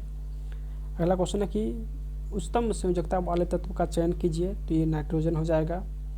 नेक्स्ट है, कार्बन सिलिकॉन की तुलना में अधिक श्रृंखलन प्रवृत्ति प्रदर्शित करता है। तो कौन सा अभिकथन जो कि सही व्याख्या करता है? तो इसका आंसर यानी C हो जाएगा। सिलिकॉन की तुलना में कार्बन के छोटे आकार के कारण कार्बन बंध ऐसा यानी सिलिकॉन बंध से प्रबल होते हैं। तो इसका आंसर C हो जाएगा। नेक्स्ट है, आयनिक यौगिक में विद्युत चालक के संबंध में कौन सा कथन सही है? तो इसका जो आंसर हो जाएगा यानी B हो जाएगा कि आयनिक यौगिक गलित अवस्था में विद्युत का चालन करते हैं किंतु ठोस अवस्था में नहीं। यानी आयनिक यौगिक जो है वो गलित अवस्था में विद्युत का चयन करता है लेकिन ठोस अवस्था में नहीं। चलिए अगला क्वेश्चन देखते हैं। तो अगला क्वेश्चन है कि किसमें सहसंयोजी बंध नहीं होंगे? तो मैग्नीशियम क्लोराइड में नहीं होंगे। नेक्स्ट है, N2 के अणुओं में डैश होता है। तो N2 के अणुओं में नाइट्रोजन के 2 परमाणुओं के बीच तिहरा बंध होता है, यानी D हो जाएगा। नेक्स्ट है, किस यौगिक में केवल एक कार्बन एकल अबंध होता है? तो ये एथेन हो जाएगा। नेक्स्ट है, कौन से अबंध हाइड्रोकार्बन के कार्बन परमाणुओं के बीच बनते हैं? तो ये सहसंयोजी अबंध हो जाएगा, D हो जाएगा। नेक्स्ट है, चूँकि साइक्लोहेक्सेन में कार्बन बंध कार्बन हाइड्रोजन बंध होते हैं, इस प्रकार कुल डैश सहसंयोजी बंध होते हैं। तो ये 6, 12, 18 सहसंयोजी बंध होते हैं। नेक्स्ट क्वेश्चन है, कौन सा तत्व एक कार्बन परमाणु के साथ दोहरा बंधन और एकल बंधन दोनों बना सकता है? तो ये ऑक्सीजन हो जाएगा। नेक्स्ट, आयनिक यौगिक के गुणधर्म के बारे में कौन सा कथन जो कि गलत दिया गया है? तो देखिए D नंबर का कथन जो है गलत है कि धनात्मक और ऋणात्मक आयन के बीच दुर्बल आकर्षण बल होने की वजह से आयनिक यौगिक ठोस होते हैं। यह कथन गलत है। नेक्स्ट है, कौन सा किसी परमाणु की संयोजकता के बारे में भूमिका निभाता है? तो इसका आंसर यानी बाहरी कोश में इलेक्ट्रॉन की संख्या समान होती है, ये जो कि करेक्ट हो जाएगा। चलिए अगला क्वेश्चन देखते हैं। बेंजीन में मौजूद द्विक आबंध की संख्या कितनी होती है? तो बेंजीन में 3 द्विक आबंध होती है। अगला क्वेश्चन है कि किस आयनिक यौगिक का क्वथनांक सर्वाधिक होता है? तो CaCl2 का आबंध जो सबसे अधिकतम होता है। एकल कार्बन परमाणु कितने बंधन बनाते हैं? तो एकल परमाणु अणु जो है यानी परमाणु वो 4 बंधन बनाते हैं। तो इसका आंसर 4 हो जाएगा। 2 तत्वों में संयोजी इलेक्ट्रॉन की संख्या समान होती है। किन 2 तत्वों में? तो ये फ्लोरीन और क्लोरीन, इसकी दोनों संयोजी इलेक्ट्रॉन की संख्या जो है वो समान होती है। चलिए अगला क्वेश्चन है कि किस यौगिक में 7 सहसंयोजक आबंध होते हैं? तो एथेन में, यानी एथेन में जो है 7 संयोजी होते हैं। चलिए अगला क्वेश्चन है कि डैश की वजह से आयनिक यौगिक के गलनांक और क्वथनांक अत्यधिक होता है। तो इसका जो आंसर हो जाएगा D, प्रबल अंतर आयनिक आकर्षण को भंग करने के लिए ऊर्जा की बड़ी मात्रा की आवश्यकता होती है। ये 2022 में पूछा गया है ग्रुप D का। नेक्स्ट क्वेश्चन है कि विद्युत संयोजी यौगिक डैश में विद्युत चालन प्रदर्शित करते हैं, तो ये गलित अवस्था में विद्युत का चालन करते हैं, तो इसका आंसर डी हो जाएगा। ये भी 22 में पूछा गया है। नेक्स्ट, आयनिक यौगिक का गुण कौन सा है, तो इसका आंसर सी हो जाएगा। ये इनका गलनांक और क्वथनांक उच्च होता है। आयनिक यौगिक का जो गलनांक और क्वथनांक होता है वो उच्च होता है। नेक्स्ट क्वेश्चन है कि कौन सा एक आयनिक यौगिक का गुण नहीं है, तो ये हो जाएगा बी, यानी कम गलनांक और क्वथनांक ये आयनिक यौगिक का गुणधर्म नहीं है, यानी बी हो जाएगा। नेक्स्ट क्वेश्चन देखते हैं, ग्रेफाइट परमाणु में संयोजी इलेक्ट्रॉन की संख्या कितनी हो सकती है, तो ग्रेफाइट में 4 संयोजी इलेक्ट्रॉन होते हैं। 4 संयोजी इलेक्ट्रॉन होते हैं। बड़े परमाणुओं वाले यानी बड़े परमाणु वाले तत्व से बने बंध डैश होते हैं, तो बहुत कमज़ोर होते हैं, यानी बड़े परमाणु वाले तत्व से बने बंध बहुत कमज़ोर होते हैं। नेक्स्ट क्वेश्चन है कि आयनिक यौगिक में आयन एक दूसरे को आकर्षित करते हैं और मजबूत डैश जो डैश द्वारा जुड़े होते हैं, तो मजबूत विद्युत स्थितिकी बल द्वारा जुड़े होते हैं। नेक्स्ट है, बेंजीन में सिग्मा और पाई अबंध की संख्या कितना हो जाएगा, तो इसका आंसर 12 और 3 हो जाएगा, 12 और 3। नेक्स्ट, NH3 में नाइट्रोजन की संयोजकता, तो नाइट्रोजन की संयोजकता जो है वो 3 हो जाएगा। अगला क्वेश्चन है कि वह तत्व जिनके अणुओं में 3 संयुक्त इलेक्ट्रॉन होते हैं, तो उसका उदाहरण क्या हो जाएगा। 3 संयुक्त इलेक्ट्रॉन होते हैं एल्युमिनियम में, इसका आंसर डी हो जाएगा, एल्युमिनियम।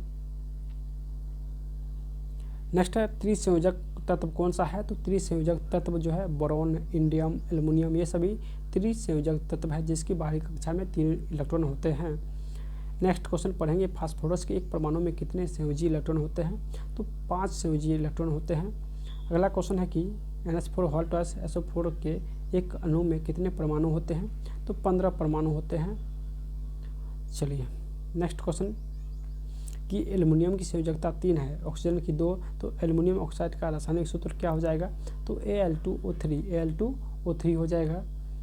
नेक्स्ट क्वेश्चन है कि Al2O3 में एल्युमिनियम की संयोजकता, तो एल्युमिनियम की जो संयोजकता है वो 3 हो जाएगा। नेक्स्ट है, एक तत्व ए फार्मूला यानी A3O4 के साथ ऑक्साइड बनाता है, तो ए तत्व की संयोजकता, देखिए संयोजकता जब पूछे तो इसका उल्टा हो जाता है, यानी जो ए के पास है 3 तो इसका संयोजकता 4 हो जाएगा और ओ का संयोजकता 3 हो जाएगा, यानी संयोजकता जो है आपस में उलट जाएगा। तो यहाँ पे ए पूछा है तो ए का 4 हो जाएगा और ओ पूछे तो ओ का 3 हो जाएगा, तो ए का हो जाएगा यानी 4, इसका आंसर यानी ए हो जाएगा। नेक्स्ट है, कार्बन डाइऑक्साइड में कार्बन की संयोजकता कितनी होगी, तो 4 हो जाएगी। कार्बन डाइऑक्साइड में कार्बन की संयोजकता 4 हो जाएगी। नेक्स्ट क्वेश्चन है कि प्राय धनावेशित तत्वों की संयोजकता होती है, तो धनावेशित तत्व जो है वो धातु होता है और धातु की संयोजकता 1, 2, 3 होता है, तो आंसर इसका डी हो जाएगा। नेक्स्ट क्वेश्चन है कि किसी तत्व की संयोजकता क्षमता क्या कहलाती है, तो ये संयोजकता कहलाती है, यानी किसी तत्व की संयोजकता क्षमता जो है वो संयोजकता कहलाती है। नेक्स्ट क्वेश्चन है कि क्योंकि कार्बन चतुर्संयोजी होने के कारण और उसके सहसंयोजी बंध बनाने के कारण कार्बन डैश दर्शाता है, तो कार्बन जो है वो श्रृंखला बंधन दर्शाता है, डी हो जाएगा। कौन सा विकल्प सहसंयोजी यौगिक का गुण नहीं है, तो उच्च गलनांक और क्वथनांक जो है वो सहसंयोजी यौगिक का गुण नहीं है। अगला क्वेश्चन देखेंगे, सहसंयोजी यौगिक होता है, तो इसका आंसर हो जाएगा जुड़ने वाले परमाणु में इलेक्ट्रॉन की साझेदारी द्वारा बनते हैं, विद्युत का कुचालक होते हैं और गलनांक और क्वथनांक जो है वो निम्न होता है, इन सहसंयोजी यौगिक का गलनांक क्वथनांक निम्न होता है, तो ये सभी कथन जो है सत्य है। चलिए, सहसंयोजी बंध 2 परमाणु के बीच डैश द्वारा बनते हैं, तो इलेक्ट्रॉन की साझेदारी से बनते हैं, तो इसका आंसर डी हो जाएगा, इलेक्ट्रॉन की साझेदारी। नेक्स्ट क्वेश्चन है कि सहसंयोजी आबंध के 2 परमाणुओं के बीच आबंध की अधिकतम संख्या कितनी होती है, तो ये अधिकतम संख्या 3 होती है। नेक्स्ट क्वेश्चन देखेंगे, क्यूप्रस ऑक्साइड में कॉपर की संयोजकता, तो कॉपर की संयोजकता है जो है 1 हो जाएगा। अगला क्वेश्चन है कि निम्नलिखित में से किस तत्व में 3 संयोजी इलेक्ट्रॉन होते हैं, तो एल्युमिनियम में 3 संयोजी इलेक्ट्रॉन होते हैं। नेक्स्ट है, मैग्नीशियम की परमाणु संख्या 12 है, तो इसकी संयोजकता तो 2 हो जाएगा, मैग्नीशियम की संयोजकता 2 हो जाएगी।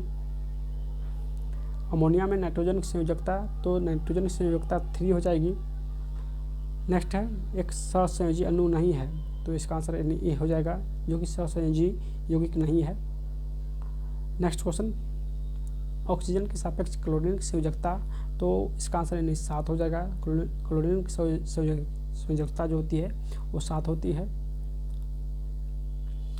तत्व X चतुर्संयोजक और तत्व Y द्विसंयोजक है, तो इन तत्वों द्वारा बना यौगिक डैश होता है, तो इसका आंसर हो जाएगा यानी XY2 हो जाएगा।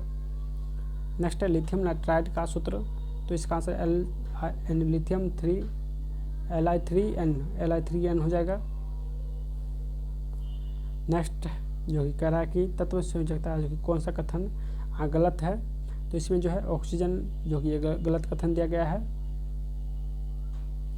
डैश इलेक्ट्रॉन की संख्या N2 में आबंध बनाने में भाग लेते हैं, तो ये 6 इलेक्ट्रॉन की संख्या N2 में आबंध बनाने में भाग लेते हैं, तो इसका आंसर 6 हो जाएगा।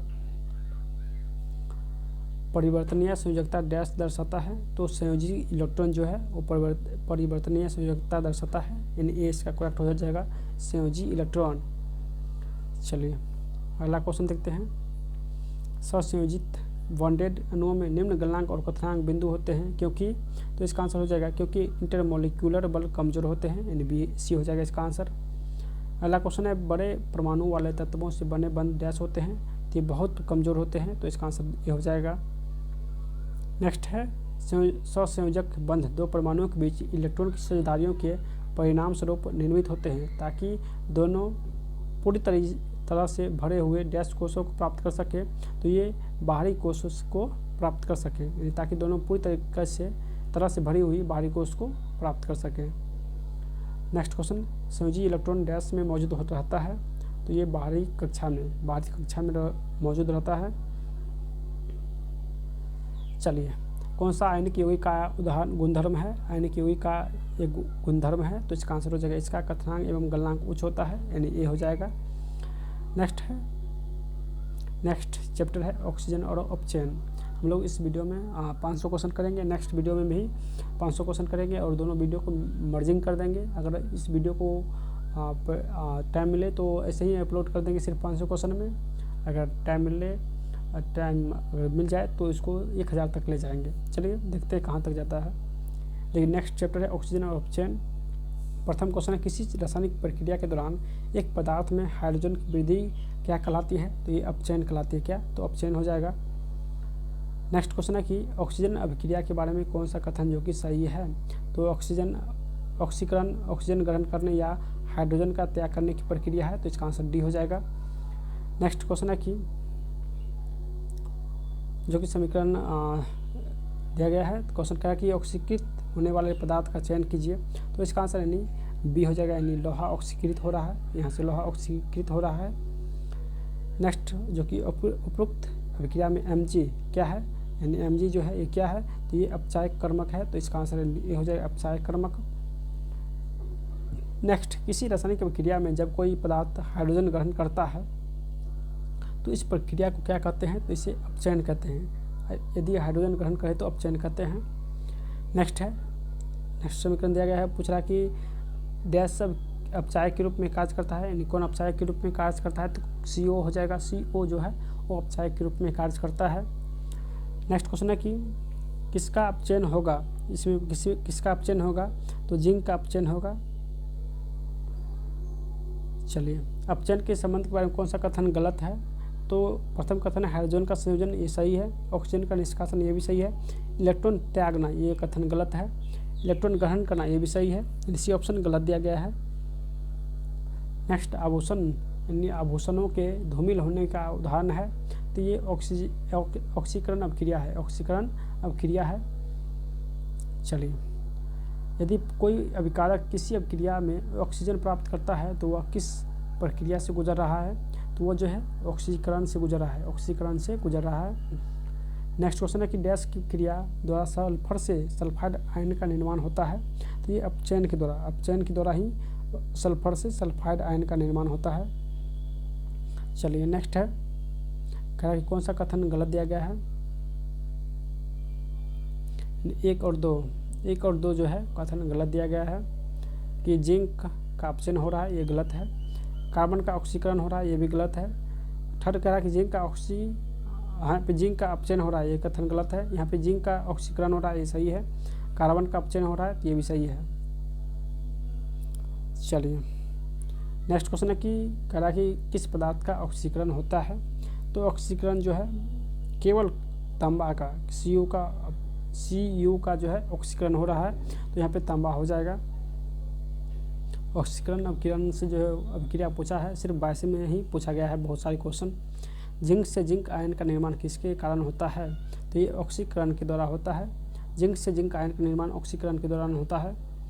नेक्स्ट है H2COC द्वारा इनमें से किस तत्व के ऑक्साइड का अपचयन नहीं किया जा सकता है। तो ये कैल्शियम का अपचयन नहीं किया जा सकता है। चलिए नेक्स्ट करा कि निम्न रासायनिक अभिक्रिया में कौन सी रासायनिक जाति ऑक्सीकृत हो रही है, यानी कौन सी रासायनिक जाति जो है वो ऑक्सीकृत हो रही है। तो इसका आंसर हो जाएगा यानी H2 जो है, यानी H2 ये ऑक्सीकृत हो रही है।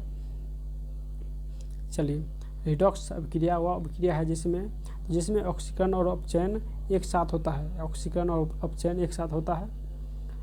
नेक्स्ट क्वेश्चन है कि कह रहा है कि रिडॉक्स अभिक्रिया का उदाहरण नहीं है। तो रिडॉक्स अभिक्रिया का उदाहरण जो है वो 4 नंबर नहीं है, ये जो कि रिडॉक्स अभिक्रिया का उदाहरण नहीं है। नेक्स्ट अभिक्रिया जो दिया गया है कि पूछ रहा है कि किस पदार्थ का ऑक्सीकरण होता है। तो कार्बन मोनोऑक्साइड का ऑक्सीकरण हो रहा है।